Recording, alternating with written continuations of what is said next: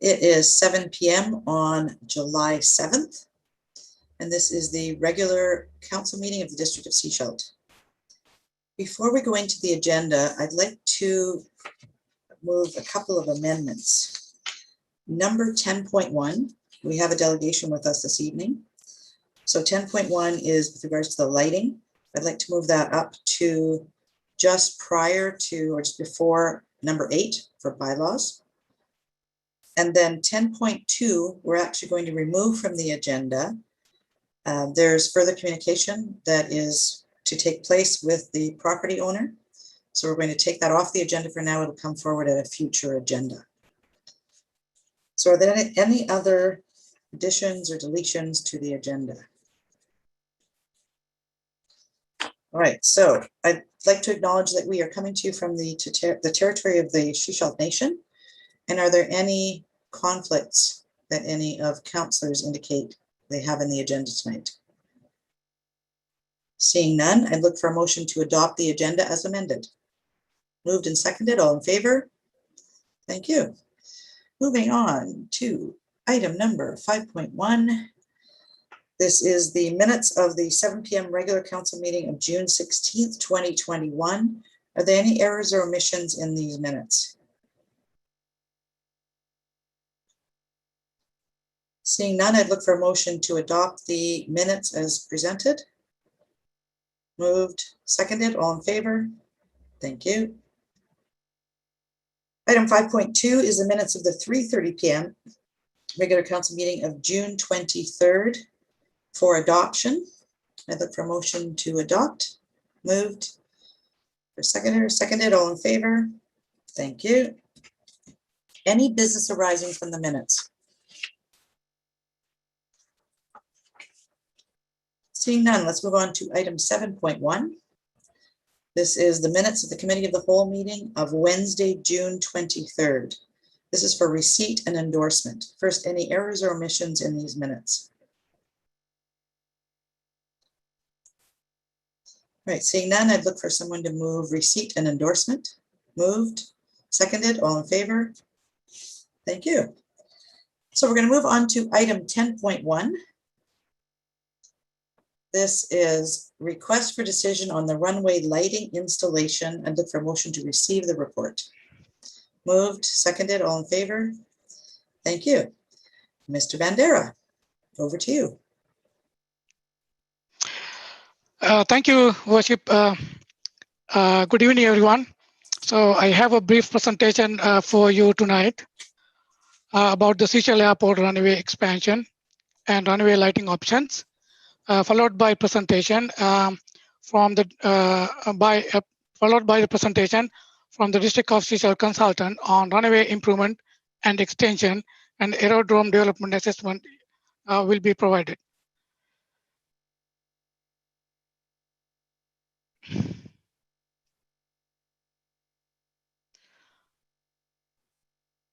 Can you see my screen now? Yes, we can.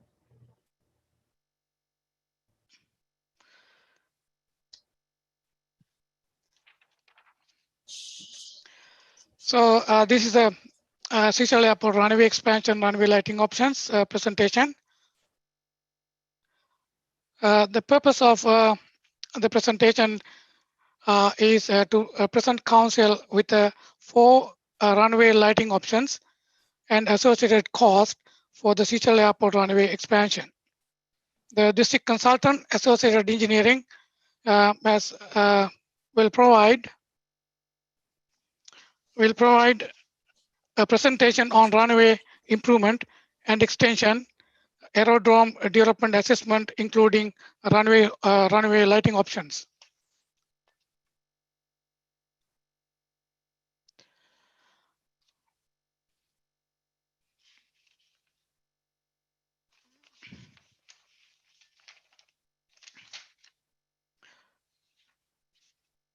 So this is a runway construction update to date. Runway construction was completed on time and under budget and has resumed the daytime operation now. The completed works include a runway extension and repaving of the entire runway, a taxiway, and apron have been repaved. Clearway widening, except for required rock blasting, is to be completed. And drainage improvements almost completed, but there's some 10 to 15% remain to complete. Installation of pre-ducting on the runway and taxiway has been completed now. So this is the rock blasting for clearway widening and drainage area. So as you can see over here, this is the rock bluff rock outcrop over here. That to be blast and remove is about nearly a 2,000 cubic meter. And this is unforeseen unforeseen bedrock that was not encountered previously. The balance work and the change orders to complete all the remaining works is about 170,466. That was allocated already from the contingency funds from the grants. And this is the aerial view of a completed runway and taxiway apron. Recently, we fly over the runway area. And this is also the same thing. So I will provide a little video presentation that was recently we done flyover.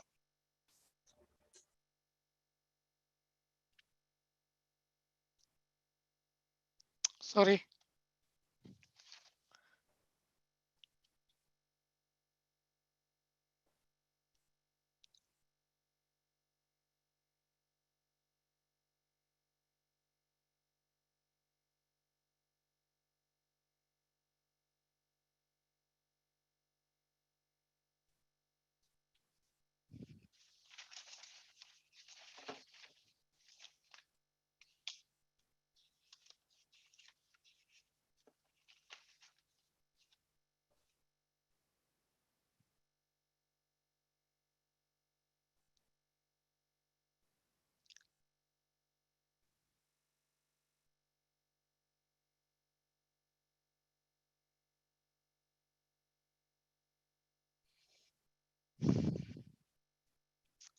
Some big trees there.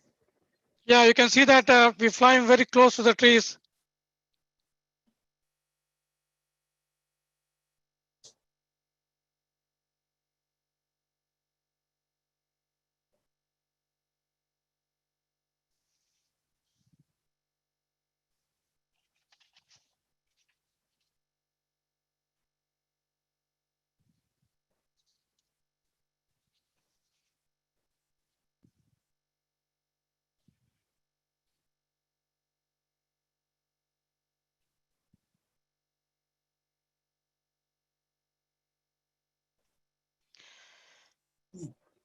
This is Very a nice. special thank to Greg Chapel, Seashell Airport Manager, and El Sprinstone Aero Club for their continued support and giving the district staff an aerial tour of this airport. You must have really enjoyed that. Seeing that all come together. I know. Yeah. A lot of work. So actually, it was a very difficult me to handle the camera. Camera is always shaking because of the wind force, and that's why it's shaking a little bit the video. Good job, anyway. Okay, so this is the runway lighting options. What we are going to discuss tonight with our consultant. The consultant will provide very detailed information, technical information.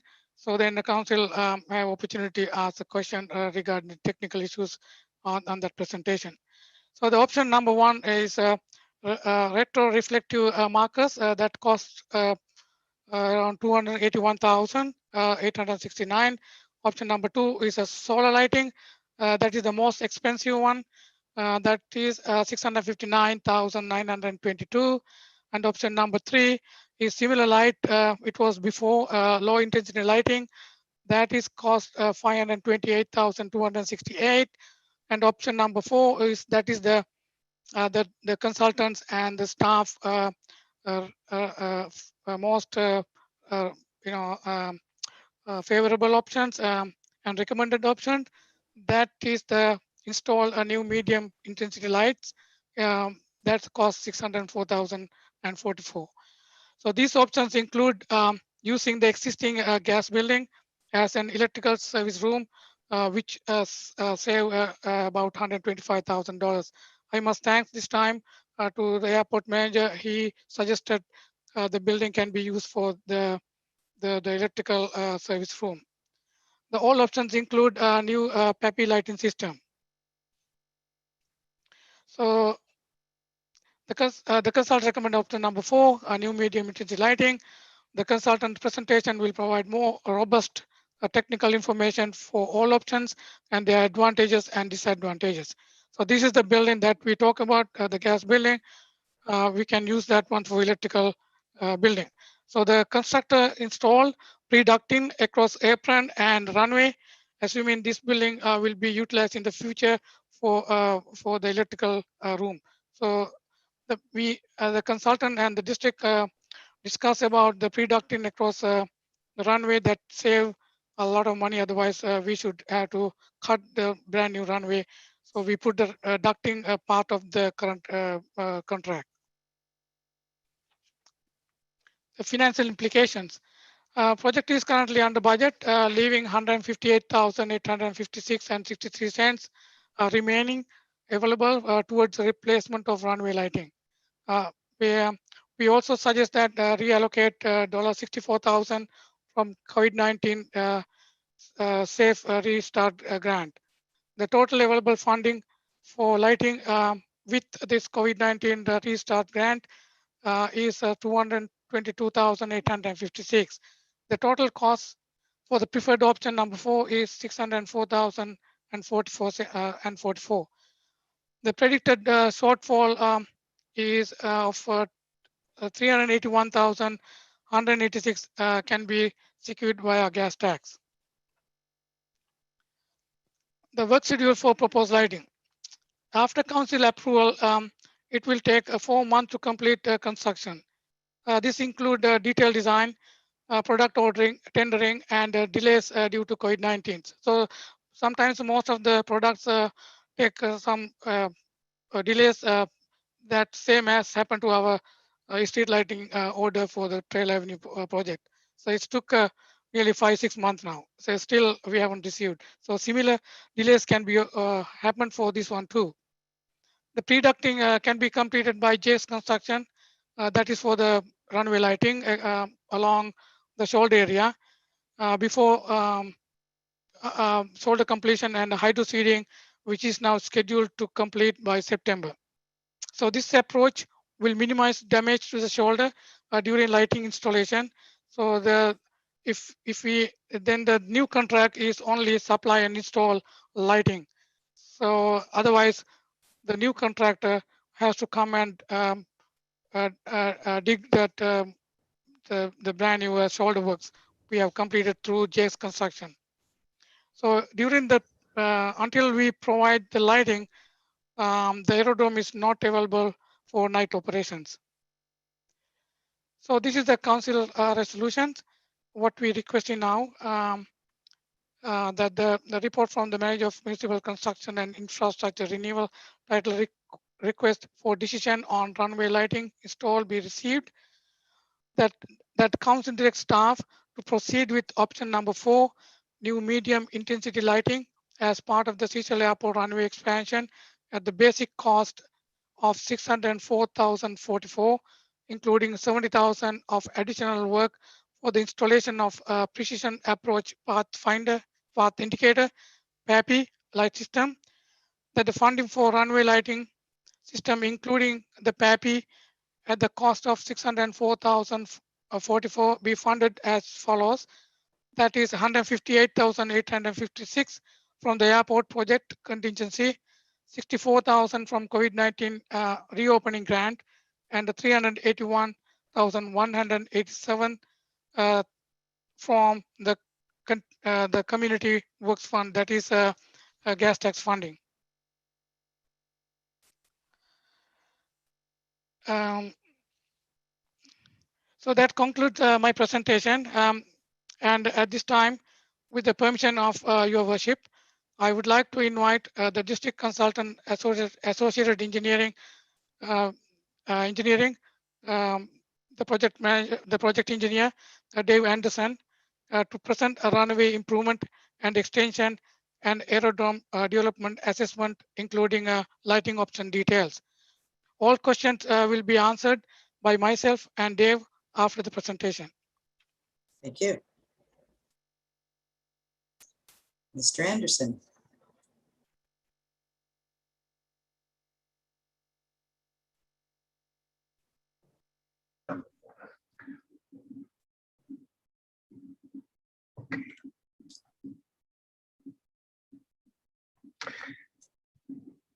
Good evening, Your Worship. Good evening, council members. Good evening, district staff. Can you see my screen now? No, Not we yet? can see you. We can see you now. Okay. There we are. There it is. Thank you. Very good. My name is Dave Anderson. I'm with Associated Engineering, and I am an aviation specialist that has been involved in airport and runway projects for over 30 years. And along with me is also Doug Falcons, and Doug is also with Associated Engineering, and he has been involved as a airfield lighting and electrical designer for over 40 years. So thank you, Doug, for attending along with us. So our presentation will be an overview of the aerodrome development assessment that we have completed as part of a planning assignment for the district of Seashell. You can see some photos that we've obtained during construction and for the project. So I'd like to just talk about our objective as well as the preliminary assessment for the aerodrome lighting and approach planning, as well as then we'll deal with the aerodrome lighting options and estimated costs and schedule considerations. So the initial project objective was to extend the runway to 3,100 feet. So that now paving work has been completed. As Sanaf mentioned, we do have some drainage improvements and ditching works to continue. And we've also considered future development to provide a 4,000-foot runway as part of our planning consideration. And these new runway extension requirements have been identified in general compliance with the Transport Canada regulations, which is TP 312 5th edition, amendment number 1. And this has been used for approach planning, obstacle management, as including the tree clearing and obstacle removal requirements that we are recommending. We've also identified new runway extension requirements for the aerodrome lighting and electrical facilities. And our objective is to work with the District of Seashell on a strategy where we can optimize the value within the funding for the project. In terms of our planning assignment, we have used Canadian aviation regulations that consist of the Aeronautics Act, Canadian Aviation Regulations Part 3 that refers to aerodromes, the registered aerodromes, as compared to certified airports. We've used the Transport Canada regulations, the publication TP 312, Aerodrome Standards and Recommended Practices 5th edition, as well as the Transport Canada publication TP 308 that deals with the criteria for the development of instrument procedures. These are regulations that apply to airspace engineering above ground for aircraft. In terms of our planning criteria, critical aircraft used for our assignment consist of the Beechcraft 1900, as well as the King Air B200, current aircraft that are being used there, and the criteria and physical characteristics associated with that aircraft. I think the classification code and letter is AGN number 2. We refer to that as aircraft group number 2. And so that refers to the Beechcraft 1900D and the King Air B200. There's also future considerations for other aircraft that would require a longer runway. So in terms of our aerodrome lighting and approach planning, This is a plan view of the original existing runway, as well as the extension of to 3,100 feet that's in the shaded color.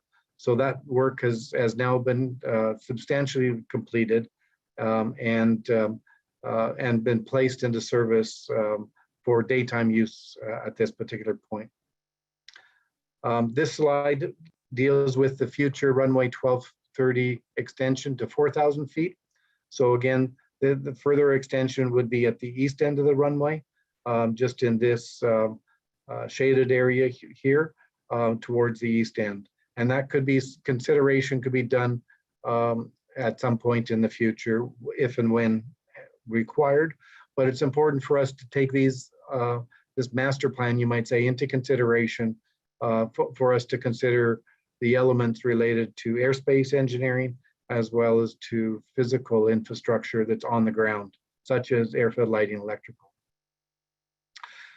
As far as airspace approach planning, just another sketch that highlights in these shaded yellow areas where obstacles on the takeoff approach surface are, such as trees, are there, both within district land as well as off district property. And so that these areas are considered to be obstacles that should be addressed at some point during operation in the future. As far as airspace approach planning is considered, important to note that there should be some level of stakeholder consultation with the district and the airport manager, as well as airport stakeholders, to determine the criteria needed for aircraft arrival, approach, and departure requirements for instrument procedures. Currently, there are no published procedures, but there is an opportunity to establish aircraft procedures for category A and B. So that determines the speed, AGN 2 group or aircraft group 2, for non-instrument using minima that would be 500 feet above ground. There is a period of time for NAV Canada to go through the system to publish these types of documents and these approaches. And so there is a 12 to 14 month duration required for this to go through the NAV Canada for it to be published in the Canadian Air Pilot publications. So again, important to note that there is obstacle removal required within the aircraft vicinity, particularly the takeoff approach surfaces and transitional surfaces on the side of the runway. As well as in consideration of the aircraft approach design, there may also be consideration to hazard beacon installation to identify surrounding terrain that may be recommended for aviation safety purposes. As well, something to be aware of is that coordination is necessary with NAV Canada. There's a project that is currently underway by NAV Canada and the Vancouver Airport Authority to deal with the Vancouver Airspace Modernization Project, that is referred to as a VAMP project, and it affects Seashell airspace because of the proximity to YVR. Any airports or aerodromes within a 50 nautical mile radius would be subject to these VAMP procedures that are established as part of this project. This is a drawing showing a concept layout of the aerodrome lighting and electrical. So just wanted to highlight there are areas that pre-ducting has been completed across the existing runway, as well as taxi Alpha, Bravo, and Charlie. So this is the general concept layout. So when we refer to edge lighting, it's around the perimeter at a certain standard offset from the center line of the runway, as well as taxiways and apron areas. We also wanted to highlight the PAPI. PAPI is an acronym for Precision Approach Path Indicator. So it's a visual aid that allows the pilots that are landing to determine if they were at a specified glide slope or whether they're higher or lower than certain elevation that's necessary for them to land safely. Okay, so now I'd like to just give a summary of the aerodrome lighting options. and our cost estimates. So option 1 is retro-reflective markers. So these are reflective markers that are non-illuminated. They're reflective. There's no electrical power that's required. This option also includes this PAPI visual aid system, as well as windsocks and optional items related to signage, Aerodrome beacon, and LED floodlights. So this while relatively inexpensive, it will allow the night operation of the Aerodrome, but it's not a lighting system, and that it still will require maintenance and operations. Option number 2 is a solar powered lighting system, and that consists of solar powered lights, PAPI equipment, windsocks, as well as optional items such as signage, an Aerodrome beacon, and LED floodlights.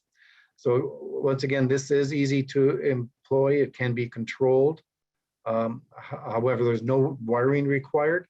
And while there may be a low level of maintenance, sometimes those batteries for the solar units will have to be replaced. So there may be a high cost associated with solar units at this particular point to replace batteries every 7 years. Option 3 is a low intensity lighting system. This option is what was originally used by the existing runway prior to the runway extension work.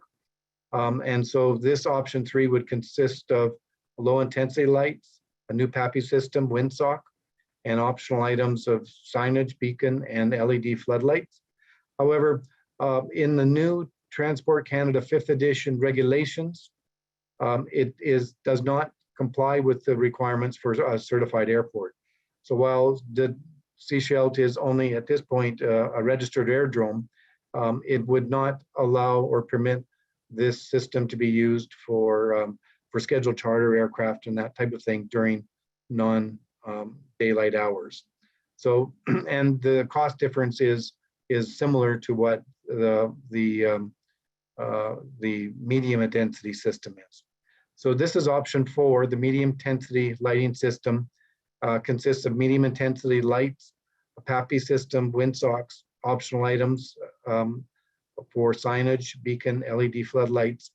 And this does allow a fully functional lighting system that can be used during various meteorological visibility conditions. It is a visual aid that the pilots will use during any periods of darkness, as well as low cloud visibility conditions. It uses a constant current regulator system so that it maintains a constant illumination along the entire length of the runway. And it does comply with the Transport Canada lighting requirements for both registered and certified aerodromes. This is the type of airfield lighting equipment that would be included in these options. So you can see this in the top left is a LED runway edge, threshold, and end light. Then these would be mounted on what we would call a plastic or electrical sentry plastic pulpits. There would be a metal cover that would be set into the ground and connected to the duct and wiring system. This is a regulator or electrical equipment that goes into the electrical service room that is provided, and would be able to operate or connect to the wires and cables and lights that are within the system. This is a type of reflector that's in this lower left-hand corner that is non-illuminated, but it does provide some measure of visibility. But however, it does not comply with the requirements for an airfield lighting system.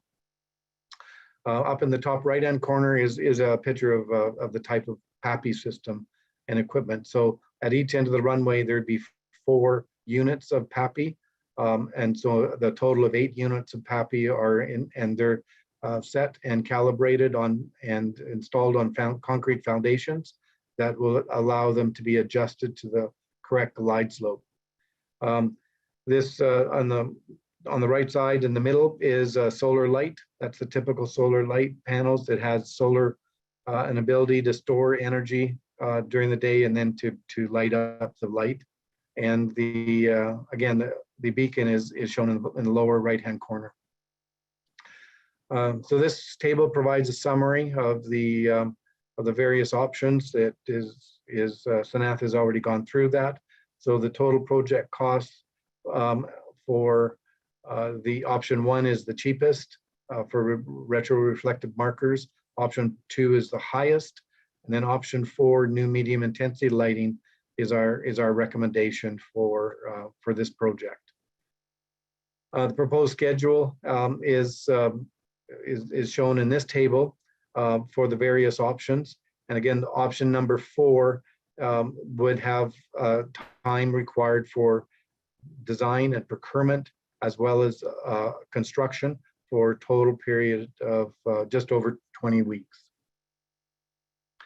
Our recommendations here for the various options, just to highlight, option number 1 and option number 3 do not comply with the TP 312 5th edition regulations. So that means that they are not able to be used if there were scheduled aircraft operators wanting to use the system according to the Canadian aviation regulations.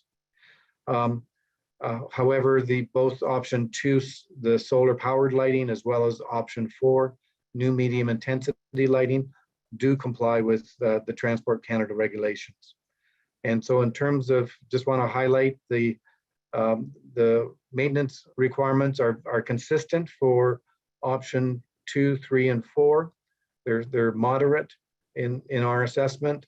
Only option number 1 would be low because there's no lighting and power involved in that option.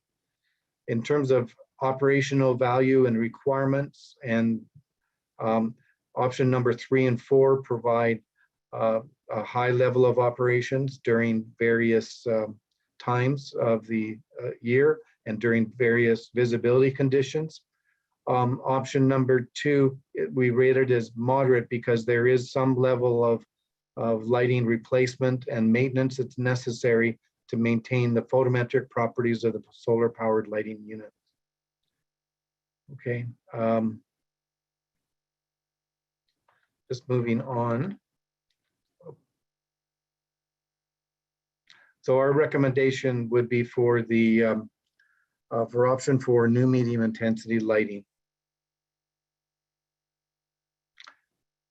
Despite the fact that there is a higher cost and a slightly longer schedule as compared to the other options.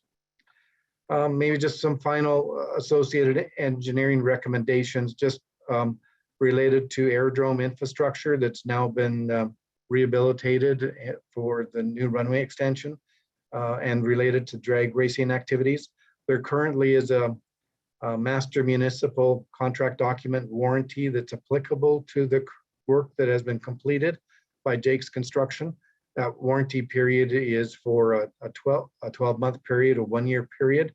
And so we would certainly recommend that the operations or activities would not damage the existing asphalt runway and the new asphalt runway. So we'd ask that would be taken into consideration.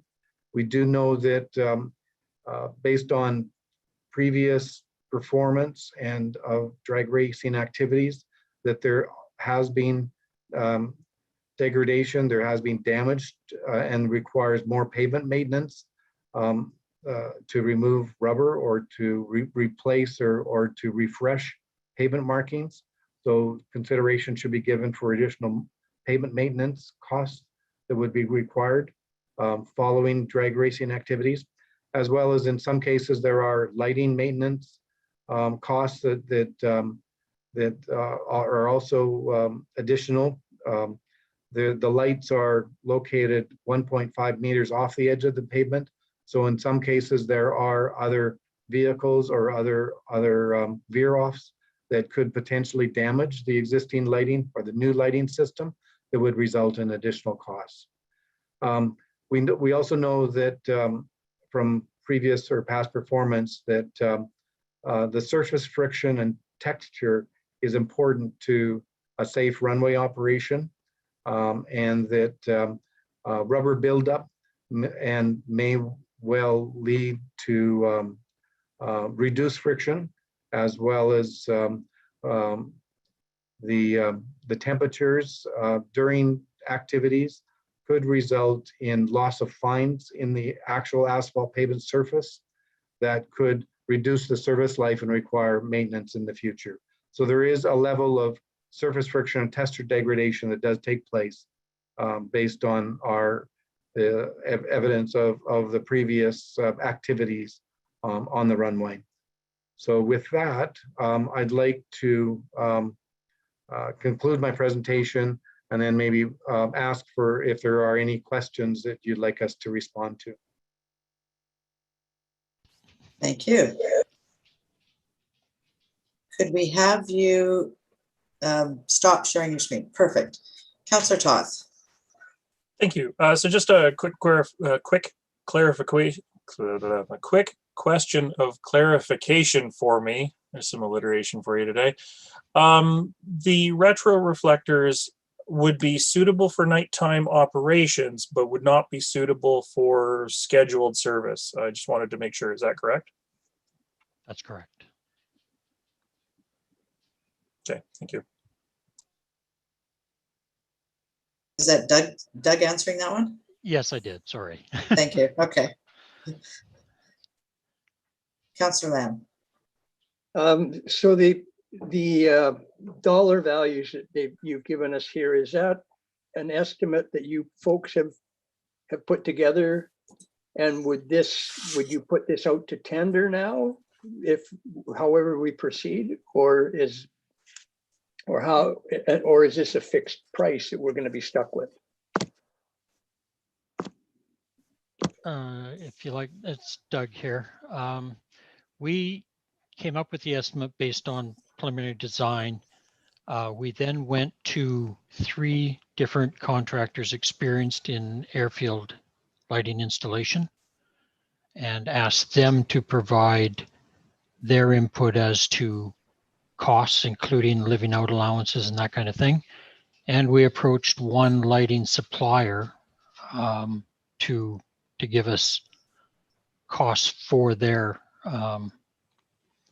products, and all that combined would still go to tender, and then the market forces would hopefully drive those prices down. Okay. We asked for them to be very conservative in their pricing. Okay. Follow-up, Councillor Lamb.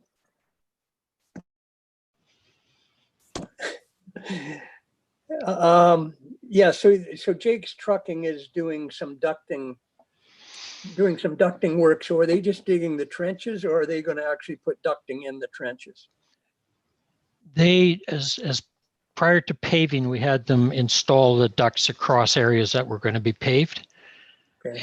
And now, with some of the funding that still remains in the paving project, we have asked them, we've sent out a contemplated change notice for them to price to actually dig the trenches and install the conduits along the edges and bury them. And they are certified under BC electrical safety for installation of conduits. They can't do wiring, but they can install conduits.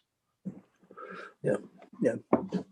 No, it's good. They've got the equipment in place. I mean, if anybody else has to come in, they have to have a setup fee or move-in fee or whatever, and the equipment's sitting on site. So yep, it's a good move. And then just one other thing: what happens if there's a power outage?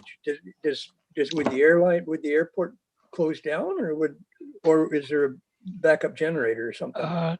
An airport of this type doesn't require a generator.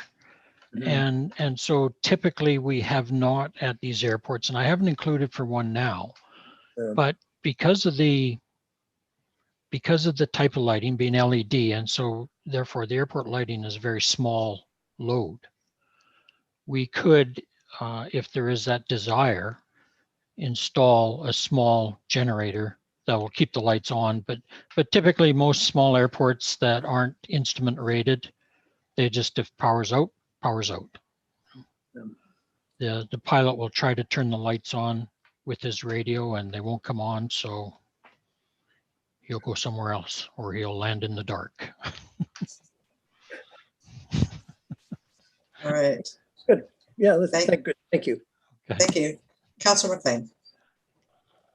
Yeah, I really appreciate this report. It really puts everything into context that I hadn't seen before in the other reports that we had done for the airport in the past 10 years or so. I just wanted to highlight some of the additional work beyond what we're considering today. So just rattling off a list that I see, it's a runway extension, it's hazard beacons, it's GPS navigation, and a few optional works around the floodlights and such. Yes. And I see that the cost comes in well over $2 million for all of that work. And that is work that is currently unfunded from the District of Seashell's perspective. Is that a good summary of future work?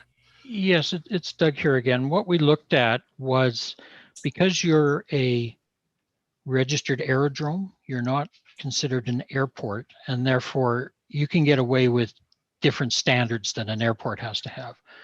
And that being, you have to have lighting, you have to have a windsock, and you have to have, basically that's all you have to have. And then there's 4 different options for the lighting. And therefore, you know, a private pilot can use it. In some cases with special permission from Transport Canada, they will allow a charter type flight to use it. But public airport or, you know, like Pacific Coastal wouldn't be able to fly in there. Air ambulance would be able to under the conditions. In order to,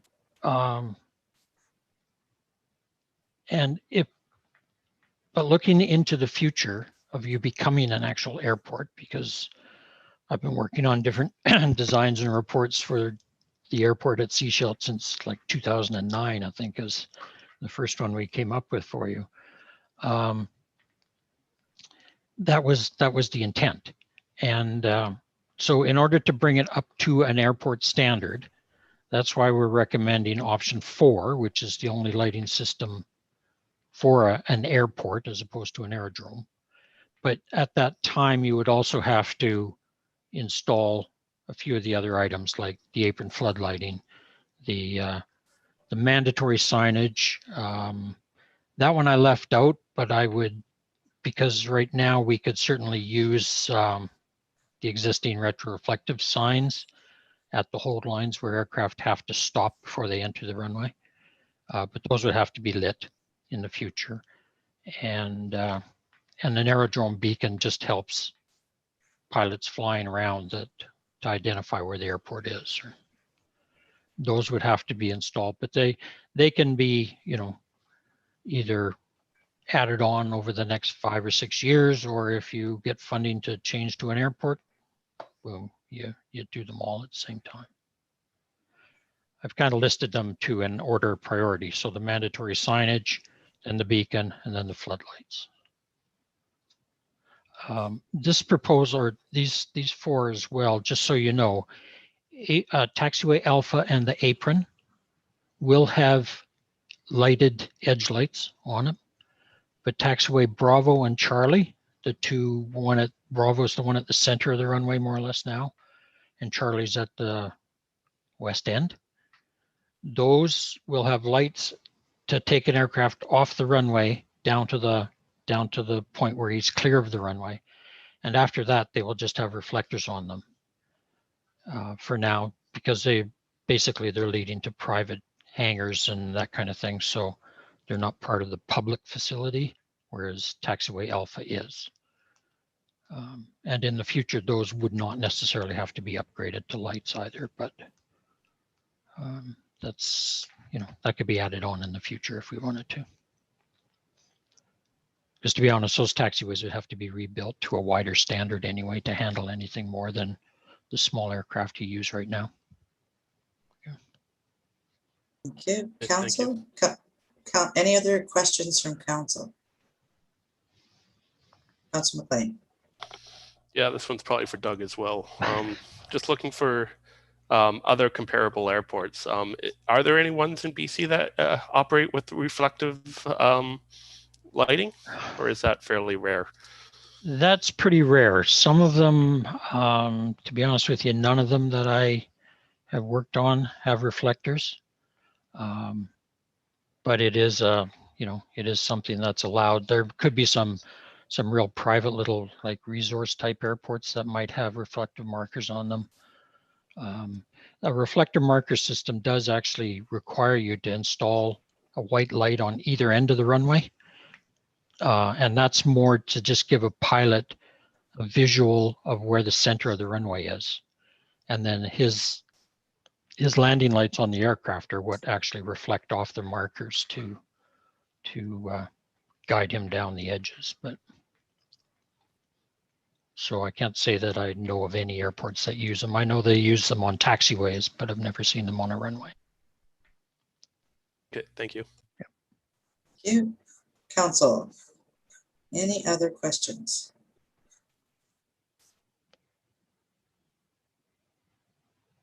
No questions? Good. All right. Thank you very much for your presentation. Thank you. Thanks for the opportunity. Thank you. Thank you. Thank you. All right.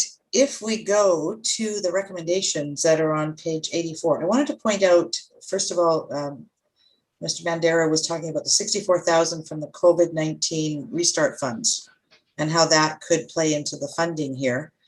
If you recall, when we got the contract with Jake's Engineering, they actually had increased their contract by 64,000 for COVID-related works that they had to do, just how they had to do their work. So that's why that 64,000 can then be used from the COVID restart funds towards the lighting. So any questions on the recommendations? Any questions for Mr. Bandera? Councillor Toth. Thank you. I'm not sure who, if anybody, can actually answer this question for me at this time, but I'm wondering, do we have operators looking to provide scheduled service that have provided letters of intent or some sort of assurance? And if so, would they be willing, or is there a mechanism for them to be able to contribute to the cost of a lighting system? I'm not going to lie, I'm really liking the numbers associated with option one, the retro reflectors, even though they're not, as we just heard, they're not really the standard for British Columbia.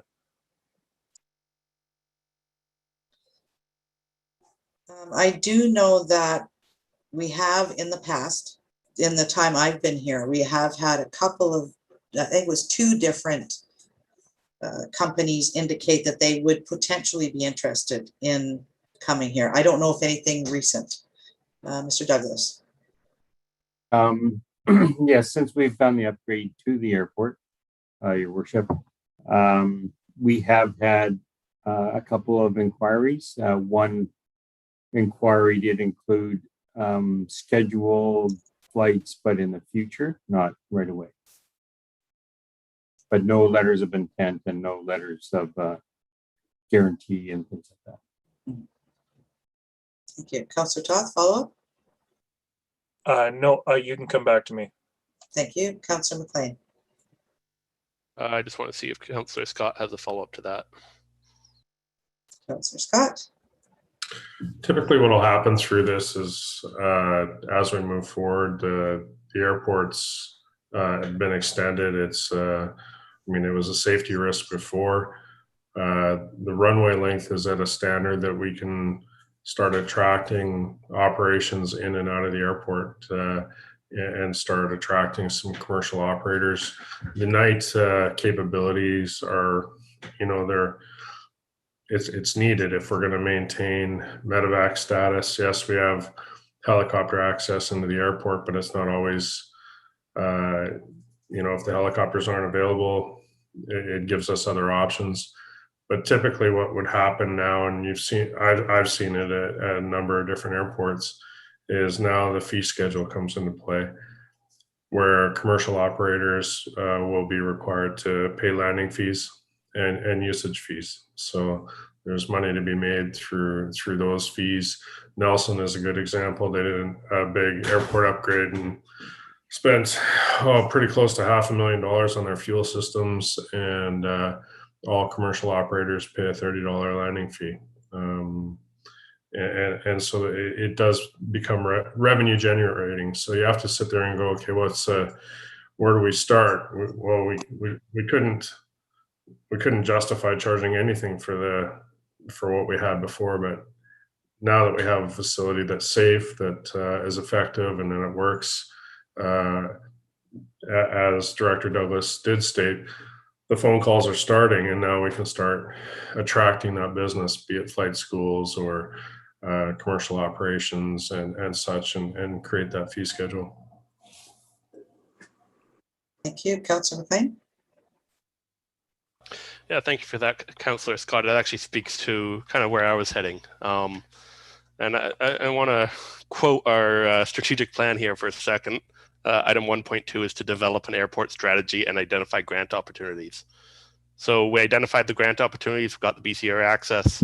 I think what we have in front of us today is a fairly solid technical strategy. But what I see missing right now is our business plan strategy. So I know that was done a couple of years ago, but I think it needs to be done at this scale. So at how the airport sits right now, how do we fund this up to $2 million plus to extend the runway and do these other works to bring it up to an airport standard? Right now, I don't see that. Right now, the airport is a break-even model, essentially. We're meeting our costs, but we're not kind of saving any kind of revenues. So any further expansion of the airport, in my perspective, is grant reliant right now until we develop that business strategy. So my preferred method from here would be to develop that business strategy and then make a decision on upgrades, including the lighting. However, I recognize that there's some pretty significant cost savings by doing it now. We have the contractors on site. So there's some kind of balance there. And right now I am leaning towards the reflective beacons as that balance because it gives us full functionality as an aerodrome. So we get that full functionality. We can have 24/7 operations if needed. If anyone wants to land at night, they can. And then we can make that business plan. We can figure out how much it's going to cost to do or how we're going to fund the rest of the upgrades. And we can eventually work towards an airport if we want to. But for the next 10 years, I don't know. We're going to remain an aerodrome. And that's what I want to focus on supporting. And that's what I see reflective beacons doing because they are within our essentially current budget that we have available. Thank you. Councillor Lamb. Yeah, one of the things, if the private companies start putting money in to support the budget here, they're either going to want concessions or they're going to want, a single use. Like it really puts the district in a tough spot. And so it's probably where Councillor McLean comes in and says, we need a business plan to know how we're going to move forward, to bring funds into this facility. Yeah, so I can't see us going out to a single operator and asking them for money. I don't think that would work. And just going off, like I support that number 4 option. It's, we're right there. Just move,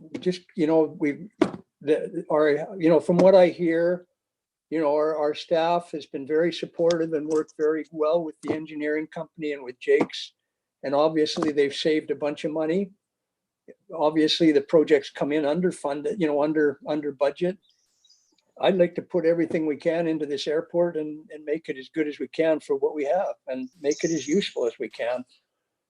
And that's the only way you're going to get as much maximum return on your investment, by putting as much as you can into it. So that's my comments. Thank you. Thank you. Councillor Toth. Thank you. Yeah, I I've expressed concerns in the past about the airport project costs. You know, we deferred 2 years of our road paving program in order to do this work, to have the gas tax money to pay our share. And that's fine, because that was work that very much needed doing. Potholes in a runway are much more dangerous than potholes in a road. You know, I've wrecked a tire on a pothole in a Seashell road. That could be catastrophic on an aircraft. However, we could sure use that gas tax funding to catch up on our paving program this year. Yes, I know the federal government's doubled it. We've got sewer infrastructure that's crumbling. We've got all sorts of projects that could use that money. Without that business case, without knowing how that is going to come back, I'm really hesitant to pour $600,000 into the airport after we've put so much money in already. Thank you. Thank you. Councillor Scott. The other piece to consider in this is with the step again, creating the facility that an operator can go get approval to operate in and out of. And once you have that scheduled service, it opens the door to federal funding. Up to this point, we've only had access to the provincial funding, and that's been limiting for us. But once we open the door to federal funding and federal grants, that's where you start seeing the next stage, when you see the numbers for an extension of 4,000 or other items that are on the works list that can be set up through the feds instead of the provincial side that we see now. Thank you. Councillor Kuster. I mean, I agree it's a lot of money, but I tend to agree with Councillor Lamb and Scott. If we have the contractor right there right now, we're going to save some money. But my question, I guess, and I don't know if it can be answered. So if we go ahead with like option one, how much more is it going to cost to bring them back if we decide to go to option 4 in X amount of years? Is it going to be just basically that whole price all over again, plus more because we have to bring in a contractor and set it up, or is it's completely two separate kind of installations that are not connected in any way? Does that make sense? Yes. So what you're saying is if we put in option 1, is any of that cost, any of that material, those items be able to be used in option 4, or is option 4 totally separate? Yes. I'll turn to the consultants. I think I know what the answer is, but Mr. Anderson. This is Dave here. Thanks for that question. We refer to it as a throwaway cost, and is there a salvage value from option 1? And for all intents and purposes, there's very little salvage value. So option 1 does power the windsocks and does provide PAPI. So those are some of the options that you will be able to reuse. However, the retroreflective markers will have to be replaced with a conduit system and cabling. So you lose the ability of, while you may be able to sell those retroreflective markers, there really isn't that much of a salvage value market for that. So that you'll likely have to go back to square one, so to speak, and there will be a significant throwaway cost, and you'll be back to option 4 at $600,000. Thank you. Councillor Rowe. Thank you. I would guess that if we come back to option 4, it'll be more than $600,000 years down the road. I sort of look at this, I'm torn, like this is a bit of a tough one for sure. But I'm looking at it as the cost being the difference between option 1 and option 4, because we need to invest something. I do agree with Councillor McLean though around having a business plan, and I think you know, part of that is I think the community really needs to understand why we want to or need to be an airport. And I'm not sure that that is clear at this point. And moving forward, as we want to try and keep developing the airport up there, I think that's a big piece of it. But my big, I don't know if this is really answerable, but is it just me? Is this really a Seashell only project? The airport serves the Sunshine Coast. Has there historically been discussion around you know, cost sharing or taking a more regional approach, or is it, am I Cracker Jacks? I don't see the airport just serving the district of Seashell. Mr. Bandera, do you know the history enough to share it? Not much, but I know that 2012 or 13, that period, the council and the staff had a little bit of wider business plan, I guess. I think, and the Mayor Seeger also that time was there, and they did some very big business plan, including subdivision. The lands belongs to the airport area, and also some other improvement and like a commercial airport, but don't know much about that because I wasn't a part of the discussion on that. Okay. Before Councillor McLean comes in, I do know that I've had conversations with the executive director of Sprito, and one of the items that they are looking at is industrial land on the Sunshine Coast. So that would be airport land, some of the industrial land in Seashell itself, and some in the regional district, and looking at how can we put together an investment strategy, basically. So who do we want to come to develop the lands at the airport, to develop these other industrial lands, to provide economic benefits to the Sunshine Coast, jobs-wise as well. So the business case, yes, it doesn't really exist right now. And that would have to be the next step to be able to determine the direction we go and what we want to have at the airport, what we don't want to have at the airport. All of that is a conversation that has to happen so that we can lay that out to the community. I totally agree, Councillor McLean, on that. Councillor Rowe, we're going to have, I know that there's more history. I think I know it, but I'm not certain. So I don't necessarily want to get into the Gibson's Regional District Seashell piece. There is information there. We can dig that out. Okay, fair. Thanks. Councillor McLean. Yeah, I think it did reduce at some point. I don't recall when, but the fact of the matter is it's fully our airport now. And these are fully our gas tax money. So I hear the comment from the consultant about a throwaway cost.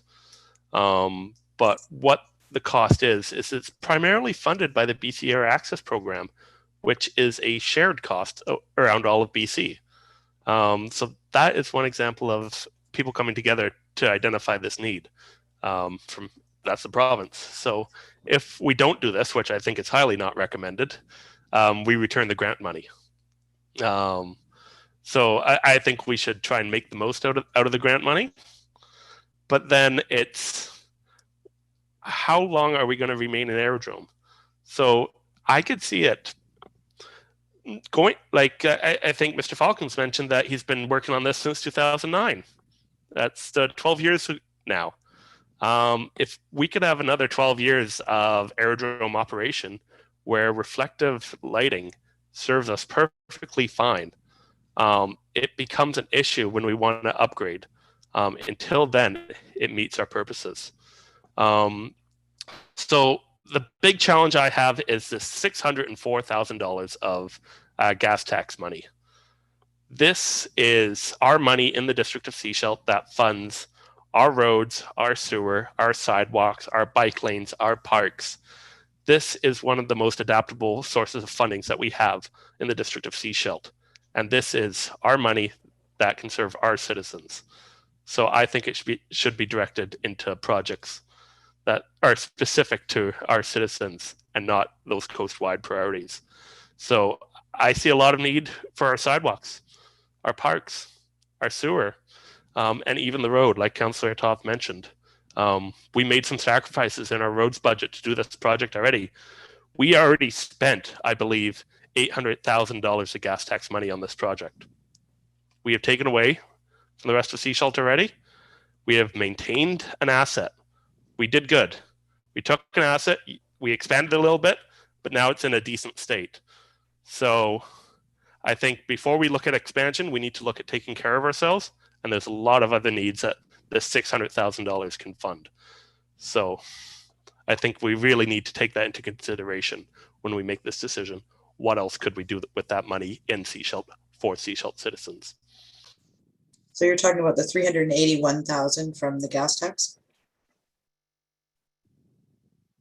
Sorry, yes, I was looking at the wrong number. Yep. Thank you. Councillor Toth. Thank you. I'd like to move option 1, which is that we Okay. direct staff to proceed with option 1, retro-reflective markers, as part of the Seashell Airport runway expansion project at a cost of $281,869, including $70,000 of additional work for the installation of the PAPI light system. Is there a seconder for the recommendation? Seconded. Anybody like to speak to the recommendation?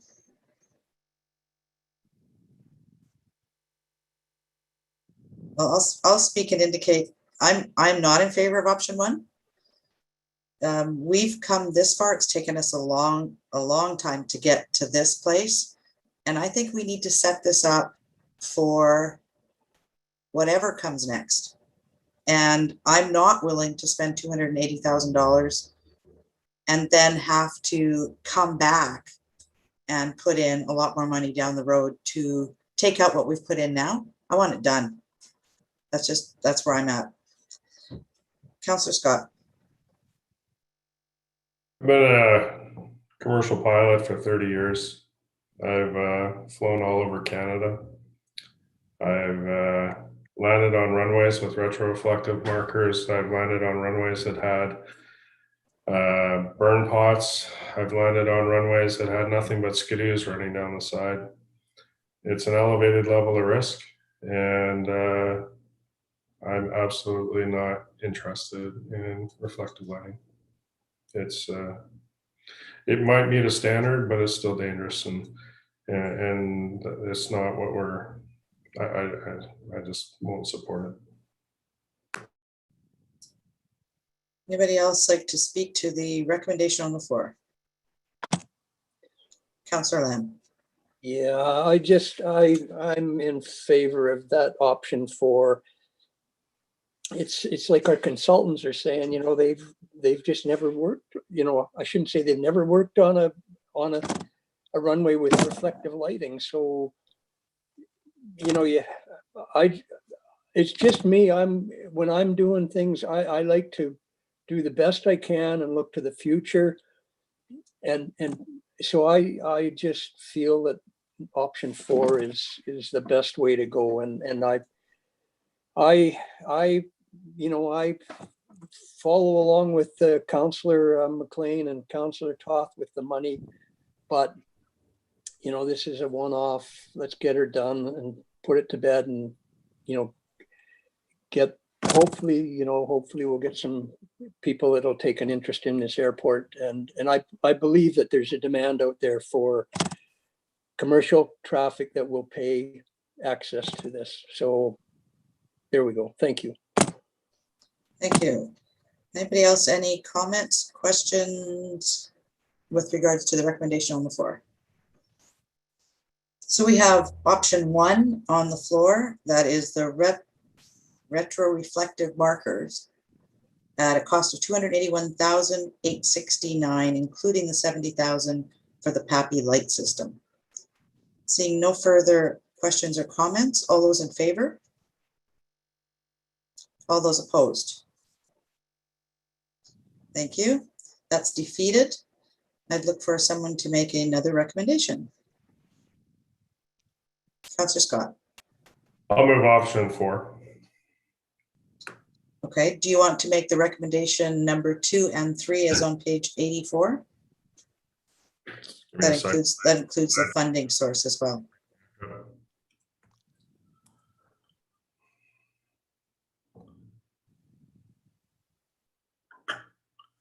So recommendation,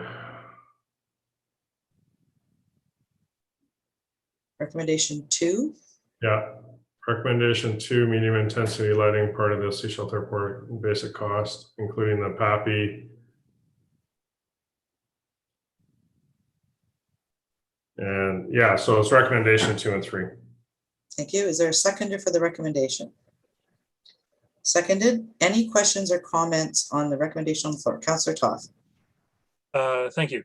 Just in case it's not apparent, I won't be supporting this. I think we've poured enough money into the airport for the time being, and I'm really hesitant to put any more into it until we've got a business plan for it that is going to sort of show out what the future potential could actually be. I don't think this is an appropriate expenditure of money for mights and maybes and could be's. So thank you. Thank you. Any other comments? All right, recommendation on the floor as on page 84. All those in favor? All those opposed? And would you like that recorded? Thank you. All right, thank you to our consultants. Thank you, Mr. Vandera. We're moving on to the next item in our agenda. Thank you for being here. Thank you for your presentation. Thank you. So we're going back in our agenda to item 8.1.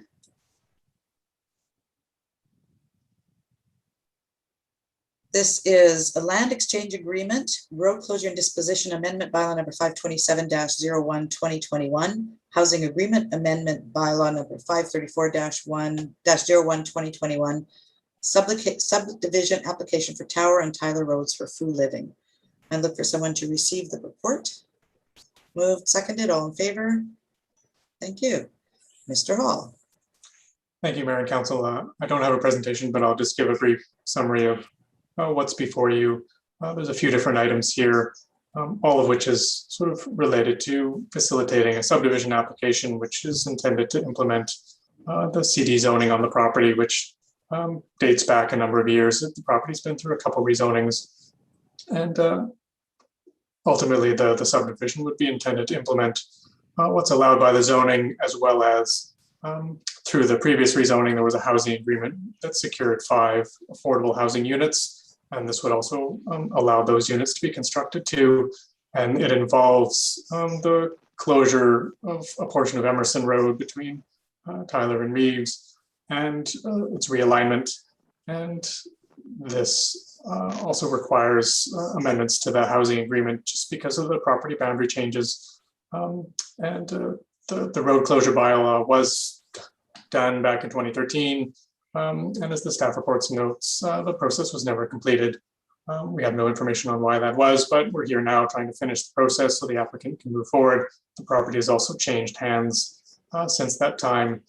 And for a variety of other reasons, as noted in the report, there's a number of minor changes that we need to make to the road closure bylaw without changing it substantially. So we have an amendment to that road closure bylaw, an amendment to the housing agreement bylaw and covenant, and associated with that is the proposed land exchange agreement, which is just an agreement to formalize all of the work here, the roles and responsibilities of the applicant and owners and the district.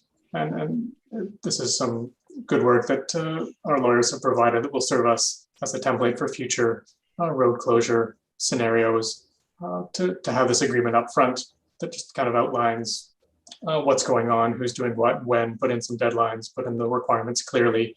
And then it also helps to kind of complete and close the process eventually by having a deadline and holding the parties to account for that. So we have all of these different pieces before you for your review, and hopefully giving readings to the bylaws, doing the notice of disposition for the road closure amendment, and then bringing the bylaws back at a future council meeting for adoption.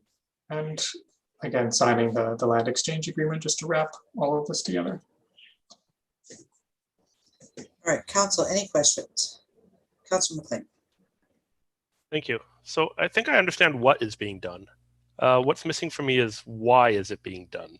So from a planning perspective, what do we achieve by shifting the road over away from the side property line? Part of the proposal was to provide a better subdivision layout, which in turn benefits the applicant, but also provides an opportunity to establish more of a vegetated buffer along the ALR boundary side, that western property side, rather than just having a road dedication along it. I mean, you could look at it a few different ways. I mean, the road itself could serve as a buffer. I think the original intent was by realigning the road, it serves both the subdivision layout, but also again provides an opportunity to have more of an actual vegetated buffer rather than just a road boulevard along that western boundary. And as part of the subdivision, again, we'd be looking at trying to ensure that buffer extends all the way along that full western boundary, north to south, even though I think at the northern end, some of those properties are outside the ALR, but that's ultimately the primary intent there, is to facilitate a more effective buffer on that western side. Okay, Thank and you. just as a follow-up, Mhm. so it would be just vegetative buffer and I believe a little trail on that east side of the road, no houses? There would be on development? the, I guess on the west side of the road, there would be some West, lots that sorry, would yeah. be potentially on that side based on the last layout that we've been reviewing, but ultimately along the western boundary, there would still be that vegetated buffer, whether it's on district land or secured on private land. Yeah, I think this is really good for protecting the ALR. It takes the road access off the ALR as well, which I think is a benefit. Thank you, Councillor Toth. Thank you. I'd actually like to follow up on Councillor McLean's question, and then I have my own separate question. The vegetative buffer, I believe I heard you say that it could be actually secured. So it could be a restrictive covenant so that we would be guaranteed that somebody wouldn't put a pool in or something like that within that border up against the ALR. I just wanted to clarify that. Yes, for sure. I mean, that's definitely what we would be seeking as a requirement of the subdivision in terms of working with the ALC and having their previous referral comments on the subdivision application, as well as trying to adhere to best practices for edge planning in and around the agricultural land reserve. There's always a recommendation to have a buffer requirement and to have it properly secured through covenants or other appropriate legal mechanisms. Otherwise, yeah, it would be vulnerable in future to those kinds of changes. So we definitely would require it to be secured by appropriate means to ensure that it's maintained for its intended purpose. Thank you. Yeah, so that edge boundary between the ALR and the residential, I know there have been issues in the past in that area. So good to see that moving forward. Excuse me. My question, in reading the housing agreement as attached here, those 5 units of affordable housing, is it intended that they be developer built, developer sold at a fixed price? Are they looking to partner with Habitat for Humanity or the Affordable Housing Society, et cetera? Or is it too early for that at this point? I mean, we have heard from them that they are looking at working with, it was either CMHC or BC Housing on those. I don't recall off the top of my head, but they have been looking at partnering with one of those groups for that. I mean, the intent, really, the housing agreement, I think, specifies restrictions on sale price as well as rental rates. So regardless of who is owning them or renting them, that those provisions are in place to regulate those aspects. So it's not contingent upon any further agreements with a nonprofit or a BC Housing or a CMHC. It's just establishing, similar to what you would see in Whistler. They have a lot of covenants around this in terms of the housing authority that maintains all the different agreements that restrict the rental rates, restrict the sale price or the resale price. And this is just an example of that in a small situation. Perfect. Thank you. Okay, I have one question. This looks like it's going to be a strata development. And it wasn't clear when I read the land exchange. Yes, the district gets the land, but then it talked about the strata. So is this road going to be a district road or is it going to be a strata road? It is going to be a full public a full public road. There is, Okay. the proposed subdivision is a bare land strata, but the Emerson Road originally is a public road dedication and will be maintained as a public road dedication. Okay, thank you. Any other questions or comments about this report? Seeing none, there are some recommendations on page 20. What would you like to do? Councillor Toth. I will move recommendation 2 that council authorize the mayor and corporate officer to sign the land exchange agreement. Recommendation 3 that council give first, second, and third reading to road closure amendment bylaw number 527-01-2020, Emerson Road and Tower Road. Recommendation 4 that council direct staff to advertise the notice of disposition for road closure amendment bylaw number 527-01-2021, Emerson Road and Tower Road. And recommendation 5 that council give first, second, and third reading to housing agreement amendment bylaw number 534-01-2021. Thank you. Is there a seconder? Seconded. Seeing no further questions or comments, all those in favor? Thank you.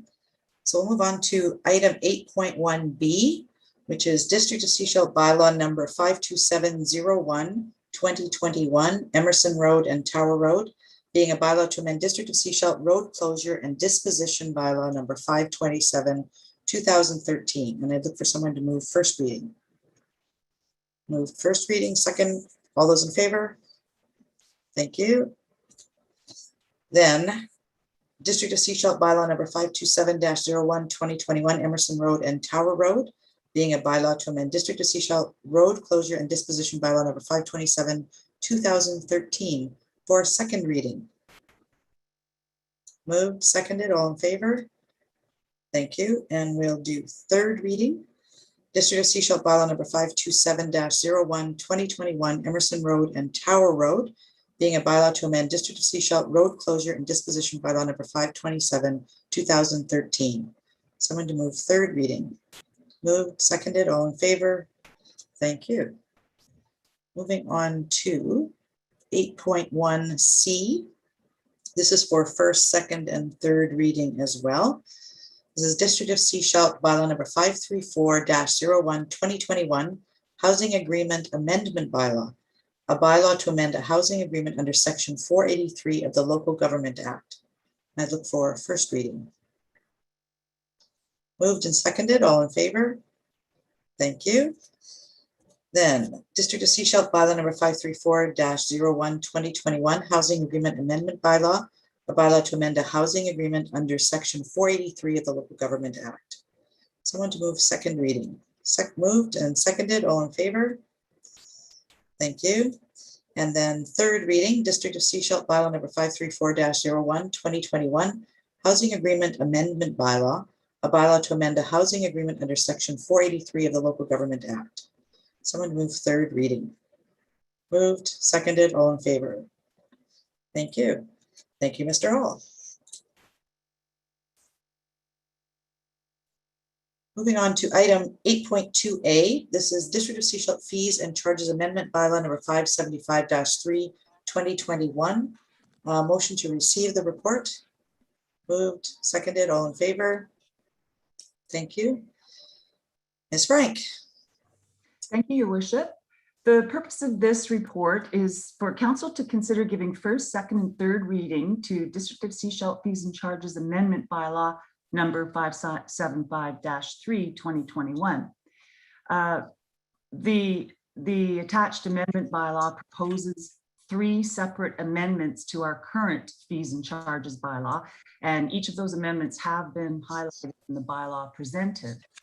The first proposed change is to Schedule D of the bylaw, which is page 75 of your agenda, and it follows up from a council resolution that was passed in June at the June 2nd council meeting, that the fees and charges bylaw be amended to include a $500 application fee for renaming a road. Up till now, that fee has not been in our bylaws. And so Schedule D has been amended to reflect that. The second amendment, also on page 75 of your agenda, deals with actually a recommendation that staff is making that the letter of comfort section of Schedule D, the fee for the letter of comfort, be increased. The district receives requests, many requests throughout the year for property information letters, which are also known as a letter of comfort. These are formal letters that usually come from law firms that ask a number of questions about a particular property in the district of Seashell, such as zoning information, whether there are any outstanding legal or other types of actions against the property, and whether property taxes are in good standing. These types of letters most commonly relate to larger commercial properties or industrial properties or ongoing subdivisions. Often or occasionally, those include times when a development is under review for refinancing. So there's some conveyancing going on and those questions are asked. Depending on the complexity of the property, research can take quite a bit of time to go through a number of different files and sometimes look up historical data. And staff estimate that these requests can take between 6 to 10 hours to complete. The present fee in our current bylaw is $150 per parcel. But as I mentioned, these can often be complex requests and can include several contiguous adjacent parcels relating to the same parcel. And we would apply the $150 fee to each of those parcels. So I've set an example out there where you could have 4 parcels with a historic building located in the middle, and we would charge $150 per parcel for a total of $600. To more accurately reflect the actual time that it takes to prepare these letters, the research involved, we're recommending that the fee be increased to $500, but up to a maximum of $1,000 for a group of contiguous related parcels. So if in this example, if there were 4 parcels, we would charge a maximum of $1,000 rather than $2,000 with the $500 fee. The third proposed amendment is to the Schedule E to the fees and charges bylaw, which is on page 77 of the agenda. And again, this is a follow-up to a council resolution from the June 16th meeting and council directed that a public event rate be created for the Seaside Center, a rate of $350 from October 1st to March 31st every year. So that new category and fee has been added to the amendment bylaw, and we've included a definition for that new category at the bottom of page 77. And that's my report. If there are any questions, I'd be pleased to answer them. Thank you. Thank you. Thank you, Councillor Toth. Thank you. So I'm looking at Schedule D on page 75 of our agenda package. It mentions letter of comfort, OCP/zoning confirmation letter to be added here. And then immediately underneath it, it says letter of comfort again. I just wanted to clarify if the items below that second instance of letter of comfort are different options for people seeking. Like, I've heard of letters of comforts. I've been advised to get one in the past as a property purchaser. So I'm just looking for a little more information around, is this a fee, this $500 going to apply to anybody who asks for a letter of comfort regardless, or is it sort of, yeah, different categories? Thank you. Your worship, through you, I would ask if Director Allen could please answer that. He's far more familiar with the day-to-day operations of those types of planning requests. Thank you. Thank you. Thank you. Director Allen? Sure, I'd be pleased to. Thank you. We do zoning inquiries all day, every day, which include phone calls, emails, letters to a property owner, for example. We don't charge for those, and we will continue to do those as part of our regular service.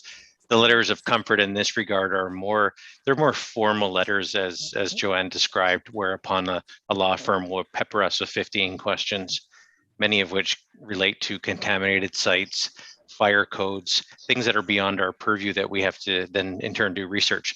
But if you were to call up and say, can you please confirm that my properties are R2 zoning and I've got subdivision potential, that's core business and we don't charge for that. So follow up to Councillor Toth, though, if you look at this page, on page 75, it's got letter of comfort, which is highlighted, but then below that it says letter of comfort again. So the letter of comfort, the $60, for example, is if it's an inquiry research required beyond OCP and zoning. And permanent extension, board of variance, these are all other letters of comfort. I would suggest that the non-highlighted letter of comfort could probably be deleted. It's extraneous now. Okay. I think that's what we're, okay, thank you. Any other questions or comments? All right, so then, Ms. Frank, with regards to that letter of comfort, is that something that we need to reflect in our recommendations to ensure that that line gets removed? Yes, or is that... my suggestion would be is when council moves on to reading the bylaw, when you're at first reading, the motion could say that that Schedule D be amended by deleting the reference to letter of comfort and that the bylaw be read a first time as amended. Okay. And give us enough direction to edit the bylaw before it comes forward for adoption. Thank you. All right, Councillor McLean. I will move recommendation 2, that District of Seashell Fees Charges Amendment Bylaw number 575-3, 2021 be read a first, second, and third time. There's a seconder for the recommendation. Seconded. All those in favor? Thank you. Moving on to item 8.2B. So this is District of Seashell Fees and Charges Amendment Bylaw number 575-3, 2021. A bylaw to amend fees and charges for certain District of Seashell municipal services.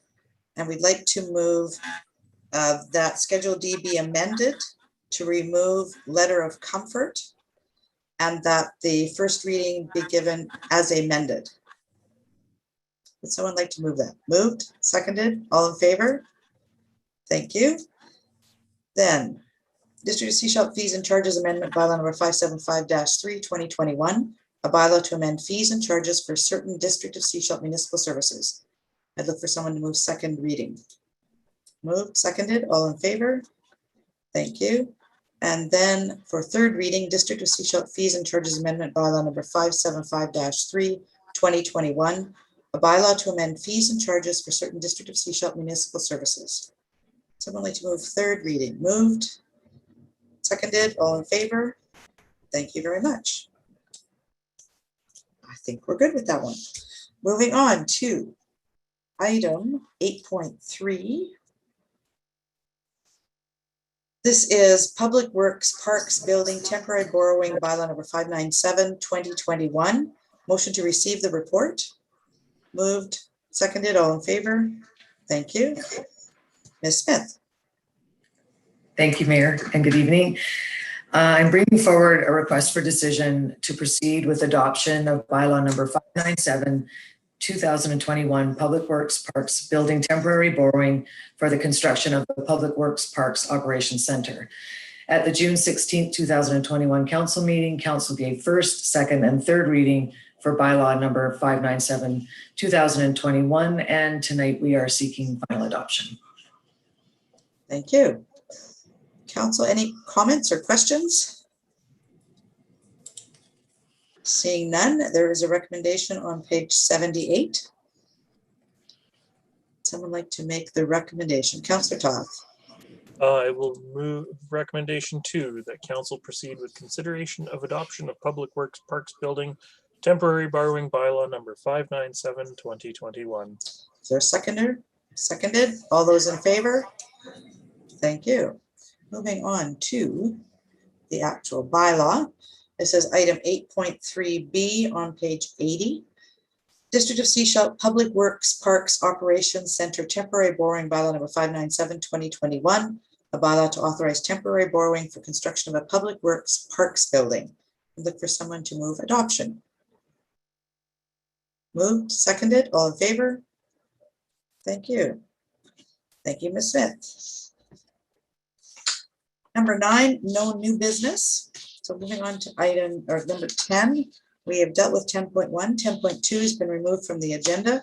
Moving on to item 10.3. 10.3 is Sunshine Coast Drag Racing Association request to use Seashell Airport. Motion to receive the report. Moved and seconded, all in favor? Thank you. Mr. Bandera. Thank you, Your Worship. I have a very brief presentation. Not the presentation, is a slideshow with the pictures, and I would like to bring those pictures to your consideration. Thank you.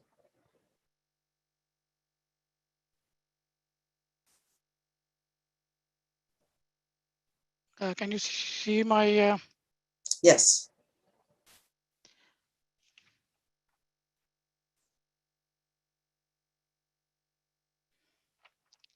Yeah, so this is a Sunshine Coast Drag Racing Association a request to use Seashell Airport runway runway for their use. This report was prepared by our director of engineering and operations. Mr. Bandera, could you do the slideshow view? Okay, sorry. That's okay. Okay, the purpose is to seek a council direction to restrict the use of the Seashell Aerodrome for drag racing event in 2021.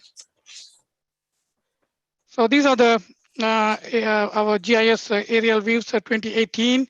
As you can see that the damaged areas. This is I believe this is a runway 12 on the north east area. So you can see that this area is a rubber deposit all the way up to about nearly 100 meters from the edge of the runway. This is the picture we have taken during our construction before they paved the runway on the runway 12 on that area in June 2021. So we have taken out the rubber strips which was deposit on that area. So you can see the two different texture. This texture on the asphalt area. I think you can see that asphalt is bonded to the rubber, and when you take it off, it will tear off the surface of the asphalt. So it's happening during removal of runway deposit, rubber deposit, using a mechanical or chemical application to remove those. This is the top of that. You can see that how is heat generate and getting smooth, and then once smooth that, then it will impact the runway operations, especially the flight could be slip off during the winter time or the rainy events. So we can see that the rubber deposit, we measured that it's about 6 millimeter. Some areas at the starting areas nearly 10 millimeters. So we measure that one. You can see over here the 6 millimeter of the thickness of that. So I have the piece of of that one. I don't know how to show you in camera. So we got this one this evening, the samples, and so we have the pieces of our with us. This is the first time we remove those things from the runway.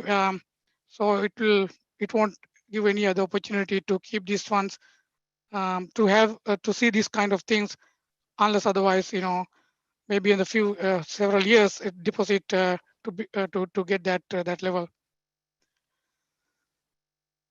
So the warranty. So the current contract is MMCD, as our consultant mentioned previously. The MMCD contract generally is a 12-month warranty from the substantial completion until the full performance. That is 12 months. So the June, July is starting the warranty, and then June, July 2022, the warranty is over. So the warranty only covers the constructed works for its intended use, that is airplane landing and takeoffs. Any damages resulting from use outside the intended purpose may result in the runway warranty being null and void. So that is my brief presentation. Then I would like to say the recommendations from the staff, that the report from the Director of Engineering and Operation regarding Sunshine Coast Drag Racing Association request to use Seashell Airport in 2021 be received, and then that the Sunshine Coast Drag Racing Association request to use the Seashell Airport for drag racing event in 2021 be denied. So that's it for my presentation. Thank you. Council, any questions or comments?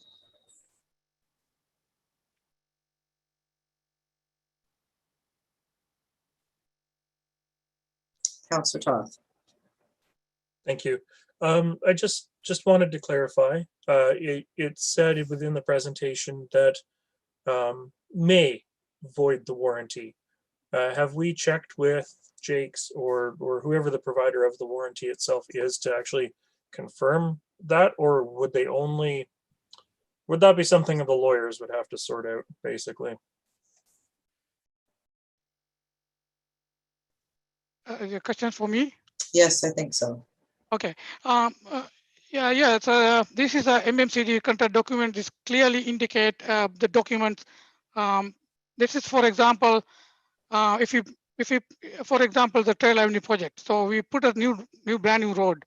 So that is intended work. If some other person or the contractor or the district within that period using a track wheel excavator going through there, doing some other works and keeping the track on the roadway, then we can go and ask the contractor to rectify those during the final inspection after 1 year.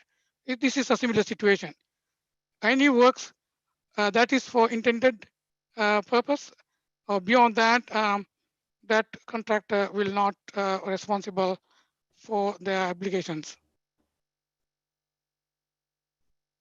Thank you. Councillor Scott. So just for council's notice, when this agenda came out, I unfortunately, because of the fire hazard out here, and I've been flying every day, I couldn't set up a meeting with the advisory committee, but I shot them an email to have a discussion, for them to put feedback on this.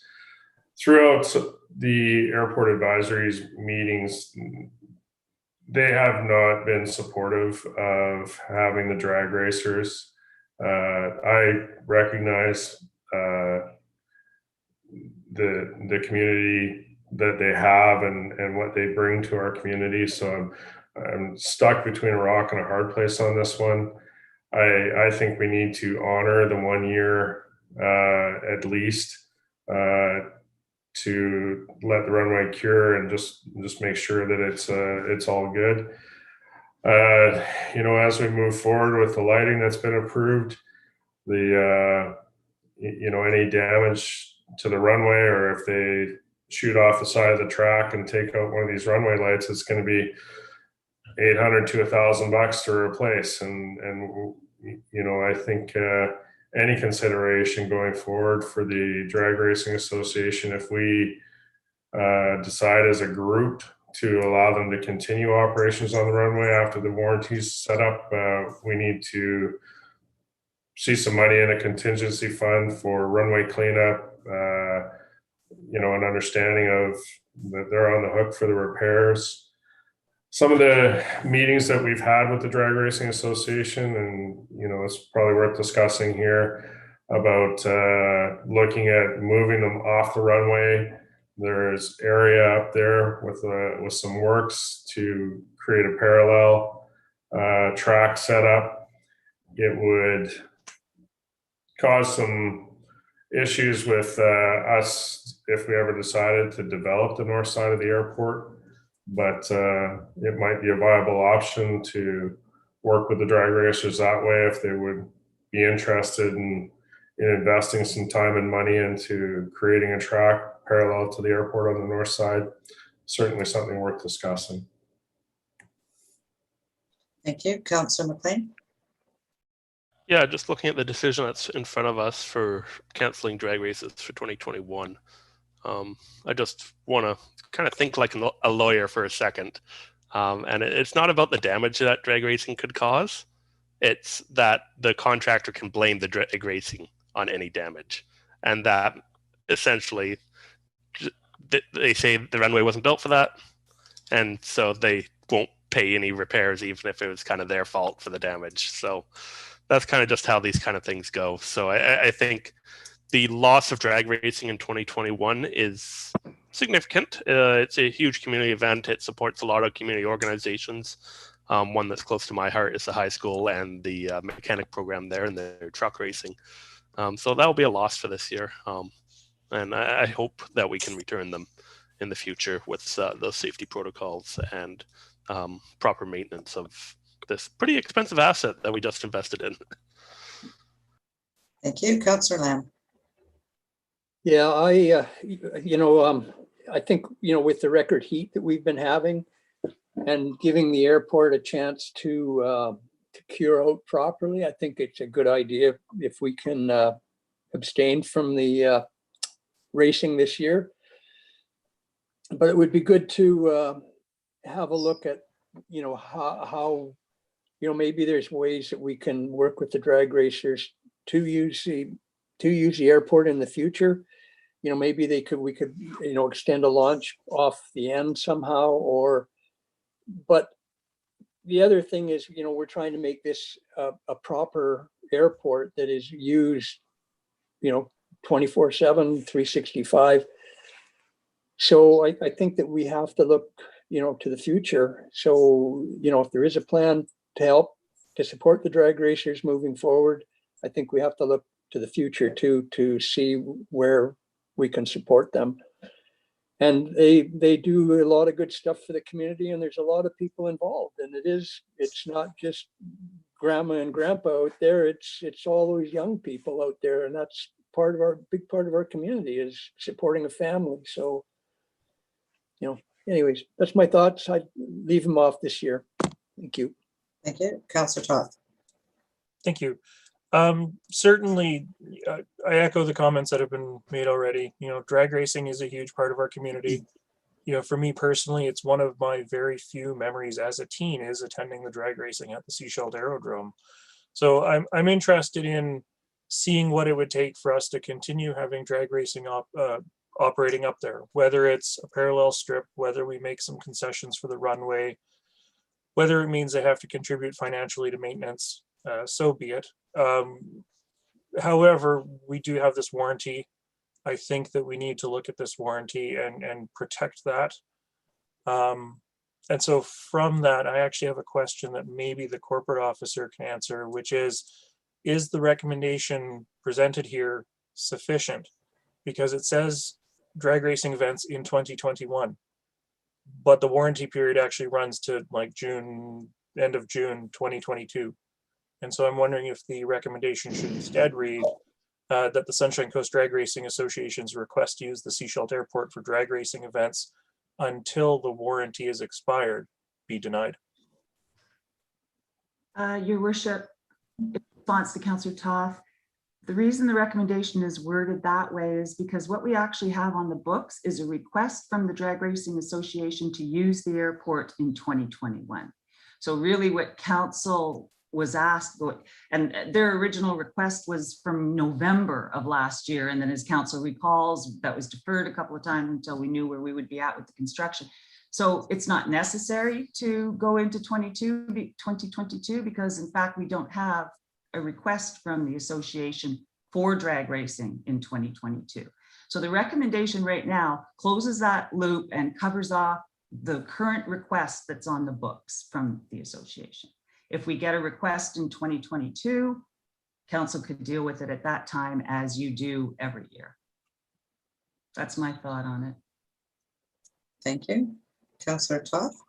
Yeah, just as a follow-up then, if we move forward with the recommendation as presented to sort of close that loop, would it be appropriate to say, and that drag race use of the Seashell Airport will not be entertained or participated in until such time as the warranty on the new runway has expired? Your worship, through you, Yes. that's completely up to council. That's not a procedural matter. You could certainly do that if you wish to. Okay, I think that is important for us to do for clarity for the association.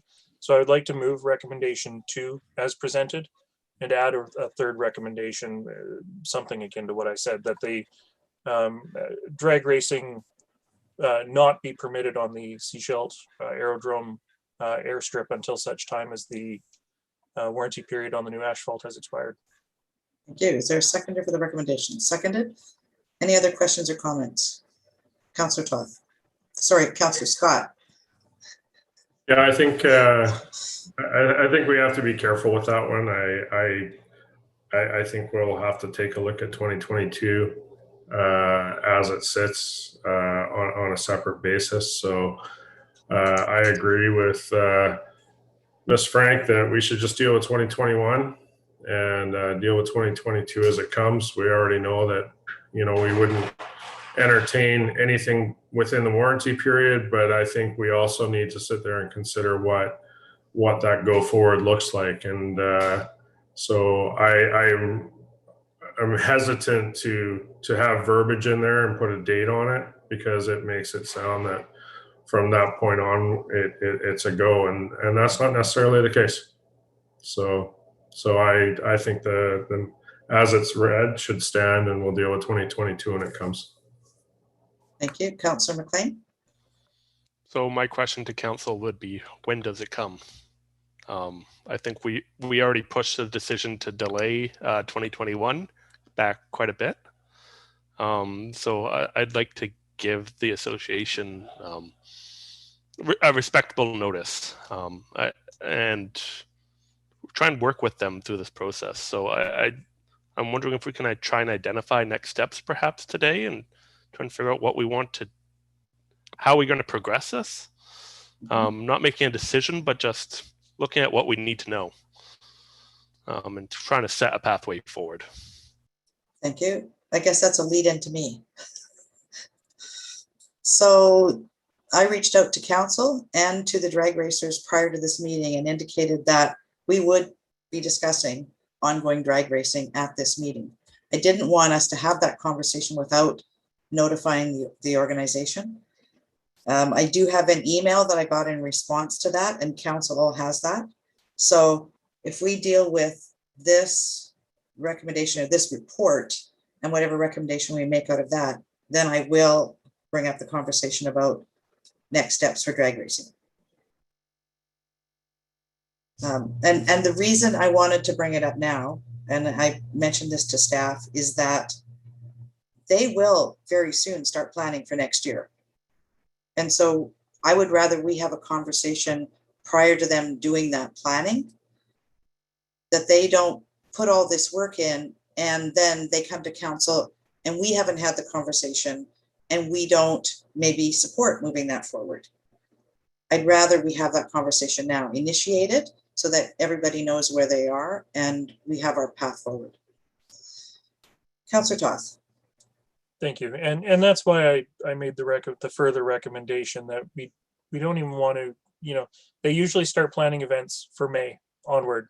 Well, we're still in a warranty period on the runway at that point. So beyond the warranty period, like that conversation perhaps can be after this, we call the question on these motions. But yeah, I didn't want to give any false hope that they might be able to run a May 2022 event on the runway. Thank you. Any other questions or comments on the recommendation on the floor?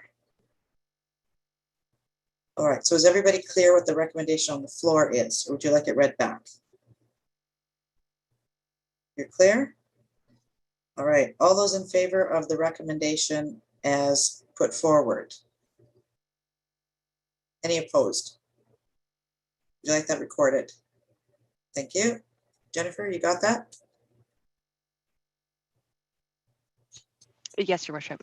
Thank you.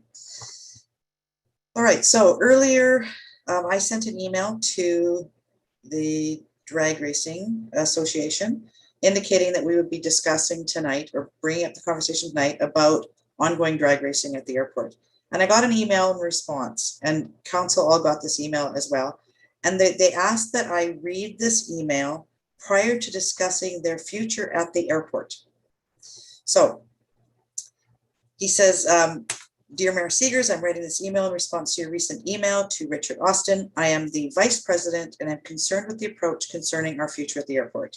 It says, it seems easy for the district and council to make decisions during these COVID times when, other than observing on YouTube, no citizen can offer in-person input during council meetings.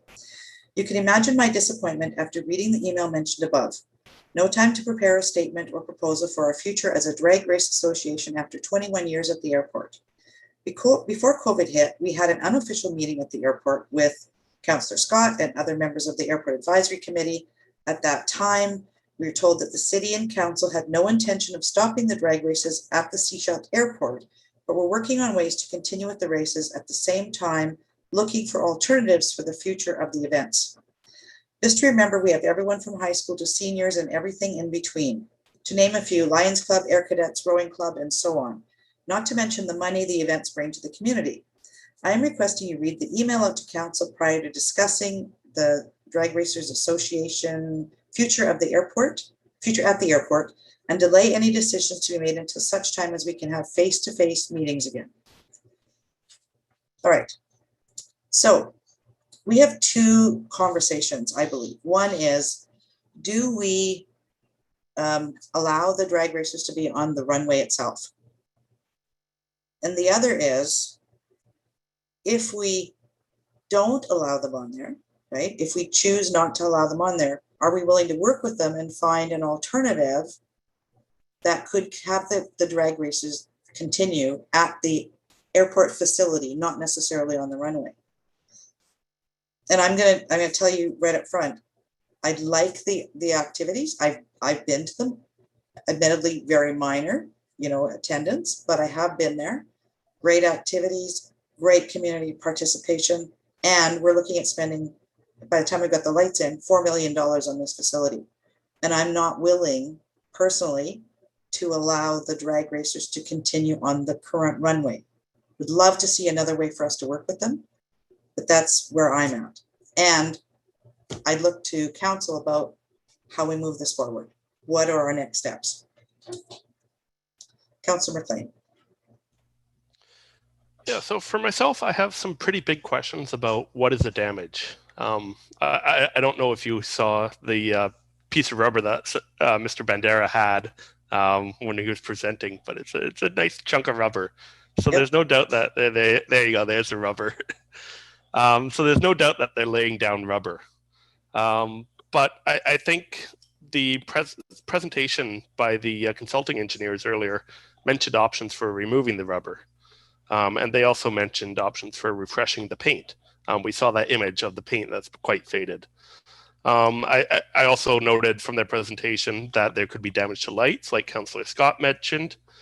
And the really big one that I don't know, I would like much more information on, is texture degradation.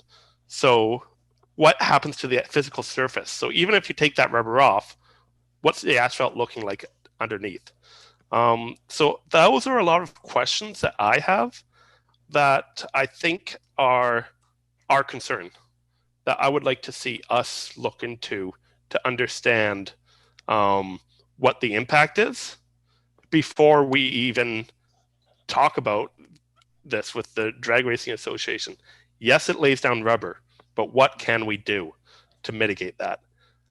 So a question for staff is, in the report, there's a mention of it would impact 150 meters of runway with the replacement cost of $320,000. Is that a full depth reclamation of the asphalt, or is that a surface milling? This is a full depth. Currently, the thickness of the asphalt is 75 millimeter. And so once we remove that 75 millimeter, we have to do the road, the sub-base grading, base grading, and build up the same level of new runway to the new asphalt surface. That's the 320,000 is to reinstate to the original state. Okay, so I recognize that's what we just did, but there is other foundational issues with the runway, with the road base and such. So I'd be interested to see if we could explore other options. Thank you, Councillor Rowe. Yeah, I echo what Councillor McLean has just spoken about with regards to damage and understanding that a bit better.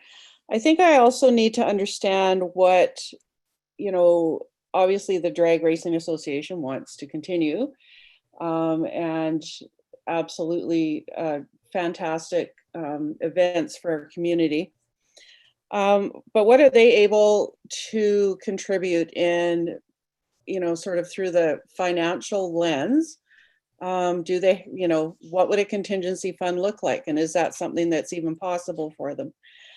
And given what the potential damage could be, would staff have a suggestion of what that would look like? And what might some of the other options be other than a parallel secondary strip up there? Are there other options? And I'm not in the drag racing world. Do other small communities with aerodromes such as ours use them for drag racing? And is there anything to be learned from those communities with regards to mitigating damage and all that? So I think the conversation needs to start. I'd have to be convinced that it would be a good idea to continue drag racing on this, asset that we will have invested so much money into. But I certainly don't want to see it disappear from the Sunshine Coast. So I'd like to see the conversation start early. Happy to be a part of it. I just have a lot of questions before I can really form a really good opinion. Thank you, Councillor. Yeah, Councillor Toth. I've been making a list. Councillor Toth. Thank you. Councillor Rowe's list largely mirrors mine. When we're looking at our current uses as an aerodrome versus our eventual uses as an airport, can drag racing maybe use it for the next 2 or 3 years? Maybe 10 years once we become an airport, a fully certified airport, then I would expect that they can't use it just due to Transport Canada regulations, but I don't know that. There is the cost and the extent of damages. $320,000 was mentioned as the cost for full depth rehabilitation of that section, but could surface milling be done? Are there other forms of remediation? What is the cost of that other remediation work versus constructing alternate infrastructure? If we tell the Drag Racing Association, hey, it's not enough for you guys to try and scrape this stuff off yourselves anymore, you need to hire a contractor to do it, it's going to cost you $5,000 a year, that's a conversation that they can have with their membership, and they can decide whether that's appropriate. Or do they take that fund, that money, and start to look at constructing their own facility, whether it's on our land, whether it's on Modi right away, whether it's in the district of Seashell at all? Excuse me. Without knowing the numbers, we can't. I don't feel confident in making a decision, and I certainly I don't want to solely rely on the input of the airport advisory committee. I would like for us as a council to sit down and have a more in-depth conversation with the drag racers directly. Ultimately, it is our decision. We're the ones that have to wear it at the end of the day. And COVID sucks. We haven't had much of an in-person, in-depth conversation, and I'd like for us to do that. Thank you. Thank you. Councillor Kuster. Yeah, I agree. I am not prepared to like make any decisions today. There's just too many unanswered questions. Drag racing, yes. My family goes through it. It's something that they always go to. Am I prepared to, potentially harm our new airport? No, I'm not. Even though my family would be, mad at me right now. It's just too great of a risk. So there's definitely, a lot of unanswered questions, and I echo pretty much everything that everyone else is saying. Like, I'm not prepared to make a decision. We do need to sit down with the drag racers. I like the idea of looking at an alternative, maybe strip for them somewhere, even if it's at the airport. Maybe there's some sort of grants or something available. Like, let's kind of look at some options and bring that back and then have a proper discussion. All right, Councillor Rowe, you still have your hand up. Did you have something further to say? All right, anybody else want to weigh in?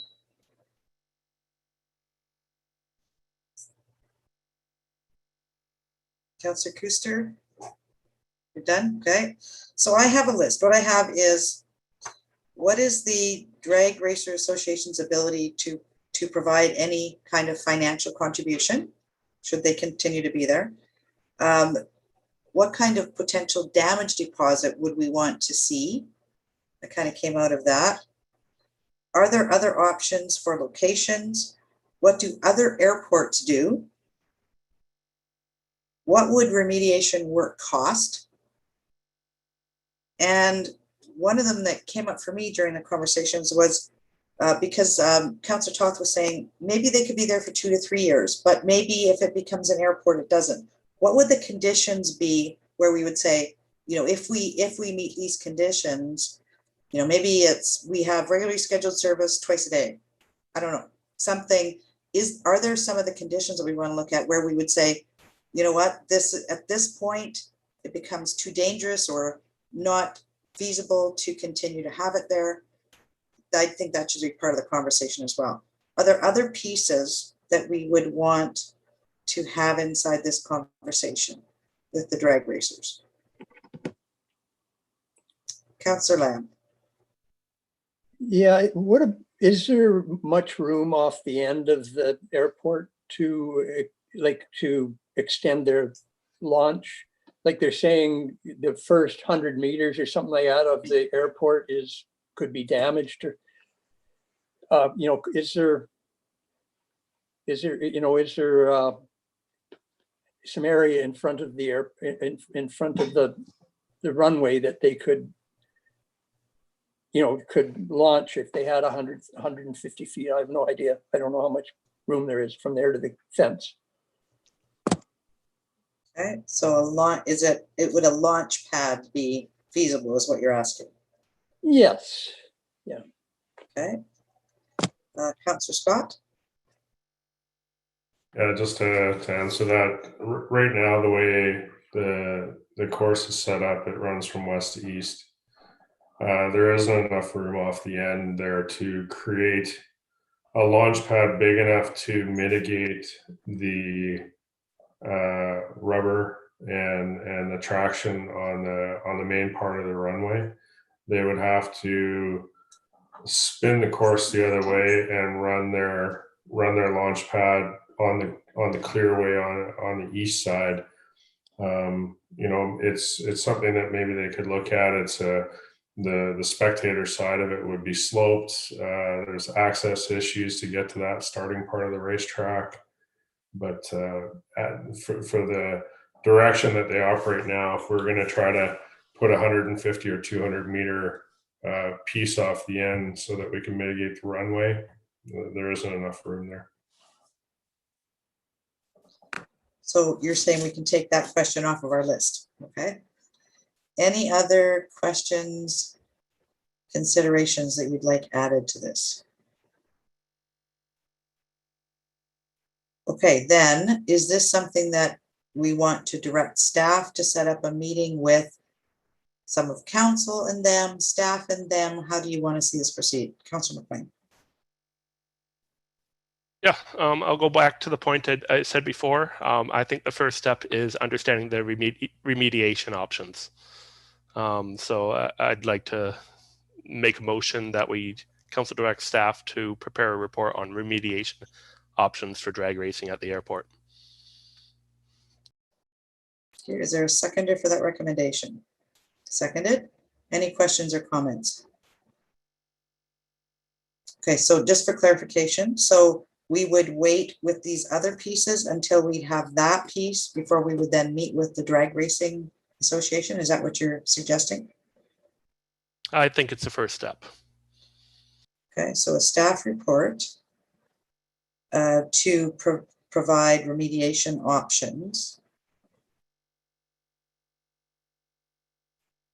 should the Drag Racing Association continue to use the runway.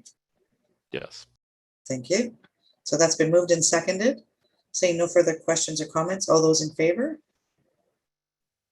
Thank you. So when that report comes back, what you're suggesting then is that we then take this list that we developed, and the drag racers obviously have advance notice because we got the list, it's public. Then we can move that conversation forward with the drag racers at that point. Anything further? Councilor McLean. Yeah, I think hopefully the drag racers are viewing on YouTube or watching on Zoom, and all of us are open to chatting. So if you meet with all of us at one time, it's a council meeting and all that, but yeah, send us an email, talk to us. I think we need to get more dialogue going. Thank you. All right. Seeing nothing further on drag racing, we're going on to item 11.1, council reports.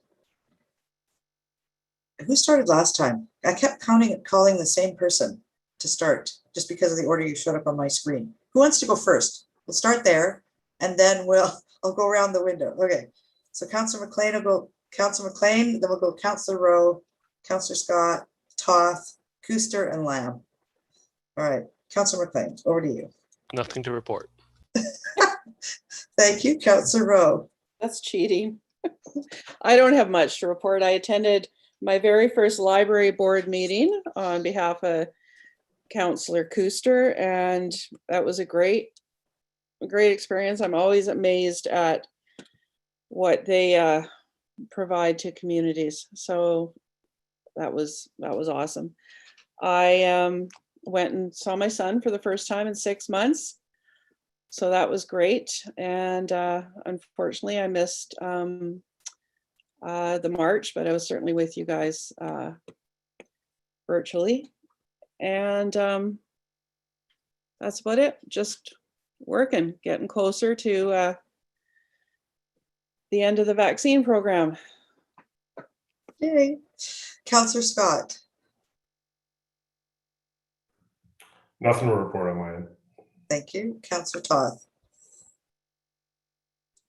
Didn't get a chance to finish my notes. I don't actually have a lot to report. Looking back at the calendar, obviously I'm a little disappointed about the Canada Day cancellations.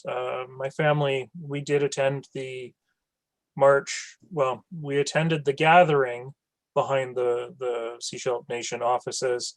Unfortunately, it ran longer than it was suggested that it would, so we had to leave to go to work. But really impressed with the number of people that came out. Unfortunately, I couldn't hear a word because I was more than 75 feet away, but very impressive to see the number of members of our community that came out in solidarity with the Seashell Nation. Other than that, I've made plans to attend the 5681 ebb tide development public meeting and public information meeting, which is tomorrow. And I'm booked for my second shot on July 23rd. I'm probably the last one to go at this point, but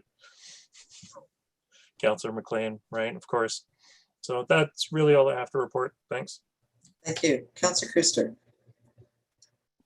I don't have a lot to report. I did attend APC last night. There was a couple really great presentations. I was really impressed, and actually really thought that APC did a great job engaging and asking questions. So that was really great.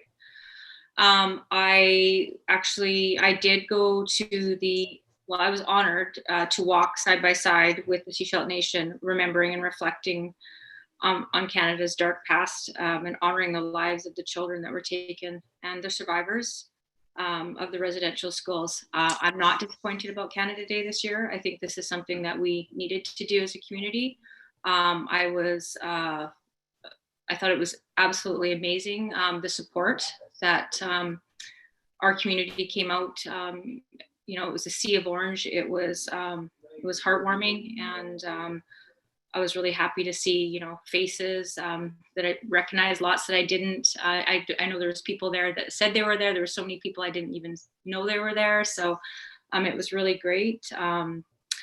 After the walk, I actually went and got to weave some hearts out of cedar bark with Jessica and her daughters. They were making them and letting people do that. So that was absolutely amazing, because I love cedar and cedar basketry. So I think that was great. Got to hang them on the tree, and I think that's just in front of Bank of Montreal. So if anyone wants to go see it. And I just encourage people to learn about First Nation culture. They've got a lot of great things to teach people, and lots of things we can learn. So thank you. Thank you. Councillor Lamb. Nothing to report. Thank you.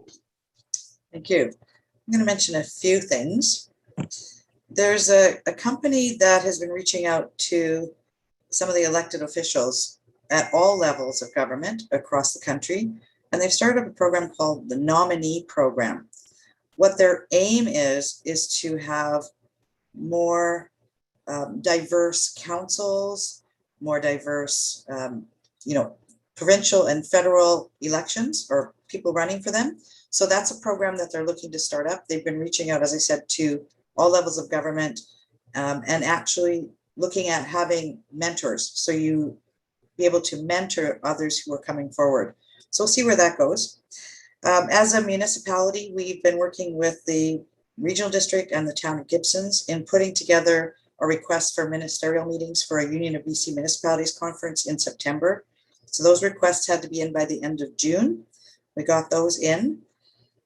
Vancouver Coastal Health, we are still meeting, but we've pushed back our meetings to every other week at this point, and I have a feeling they're going to start phasing out more as things move forward. And the other meetings that we've been having with the MLA and the MP and the other leaders on the Sunshine Coast, we've stopped those for July and August. We'll start back up in September. The housing emergency meeting, the first planning table will be coming up shortly. The meeting, they're setting up for that. So you'll see that coming forward in the next while. The Canada Healthy Communities Initiative grants went in on the 25th of June, and the information indicates that we will be notified by August 13th, whether or not we've been successful. So that's a really quick turnaround. It's good to know. And then I wanted to talk about Canada Day as well. I have to say, I'm really proud of our community. There were 2 days notice for that event happening. And I would say there were probably about 1,500 people there. And I don't think, I know that the Seashell Nation reached out to see if they could get, a microphone and a speaker, but I don't think, none of us really knew how many people would show up. It could have been 50. It could have been 100. We didn't know. So I think it'll be different in the future. And they were really pleased with how the community came out in support of them and what's been going on across the country. And I shared with Councillor Corey August and with Chief Warren Paul, I said my favorite event of the my favorite moment of the whole event was at the end of the march when Councillor August was up on the rock at Snicket and was looking out over the sea of orange all the way down the walkway and just grinning ear to ear. It was just amazing. And there are pictures of that out there. So it was really good. And I think it actually showed them how much support they have in the community. I don't think they actually recognized that before, realized that people were really behind them. So just thank you to everybody. Thank you to all the councillors that came there. Thank you for those who weren't there. I know you spread the word and that helped make a difference too. All right, SCRD, Council Representative Report. Councillor Toth. Thank you. As usual being the key word there, not always. My report is attached to the agenda. Happy to take any questions. Unfortunately, I just did want to provide a quick update or lack thereof on the universal water metering AAP. Given that the AAP closed at 4:30, I was hoping to receive the results in time to share them here at the council meeting tonight. Unfortunately, we haven't received them in time to share. So the board will be receiving the results tomorrow afternoon. I was up at the regional district offices earlier today, a couple of times as it happens, but I did peek into the boardroom while I was up there, and the staff have it all set back up, which is really nice to see. It's encouraging as we work towards a return and, you know, lessening of the Zooming. The directors won't be returning for a while, unfortunately, but the public will be welcome to show up and watch meetings on the big screen TVs. They've installed 9 televisions on both the front and the rear walls of the chambers. I don't know. I think there was some talk about it being even open tomorrow, but I can't guarantee it. There will be a press release coming with the official announcement that people can return. Yeah, the directors won't be in attendance for some time, but we do have the equipment set up there that people can come up to the desk and use the microphone to ask questions at the end of the meetings. So yeah, happy to take any questions about my SCRD report. That's a rope. If the AAP is approved, what sort of timeline would we be looking at? Any ideas? I want to say that the project timeline, if the AAP is approved, is still 18 months to 24 months.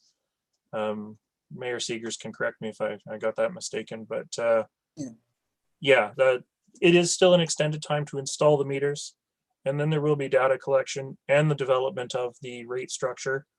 One thing that I have seen a number of comments on Facebook and other places, it is that there was concern about a lack of predetermined rate structure. You know, we never really talked about it going into it. We do know that we have a lot of water that's being lost even still. So I wonder, you know, there was some hesitancy to even really talk deep about potential rate structure because we don't know. We don't know how much of that water is going into the ground instead of into, you know, sinks and toilets and swimming pools and garden beds. We don't know what a rate structure is going to look like. Are we going to start charging right from the first drop you use? Are we going to, you know, is there going to be a certain amount of consumption that's included? Is it going to be based on household size? Those are things that we don't know yet. And we want to make sure as a board that the community is along for that. So the first step is getting approval to do the work, then put the meters in, start seeing results from the leak reductions, then move to the community consultation about a rate structure. Thank you for that very fulsome answer. Is that word? Yes. And if the AAP, I mean, we'll find out tomorrow, as I said, there is still, as there was with ours, there's a 30-day quashing period as well. So we have to wait for 30 days before it's actually validated or not. And one other thing that I did want to add on is that the corporate officer at the SCRD has been making plans should we need to go to referendum. You know, she has sites booked. She's got There's great sense of relief in the reduction of the moving to stage 3 of the BC restart, because that greatly simplifies things.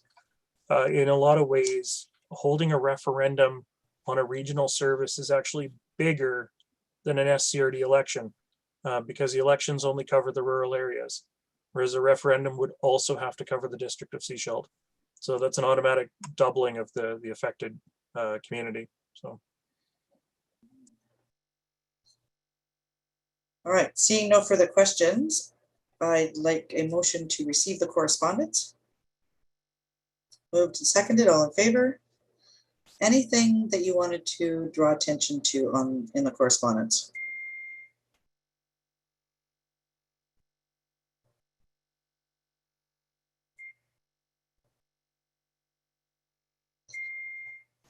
You might be hearing dings. Are you hearing dings on my end?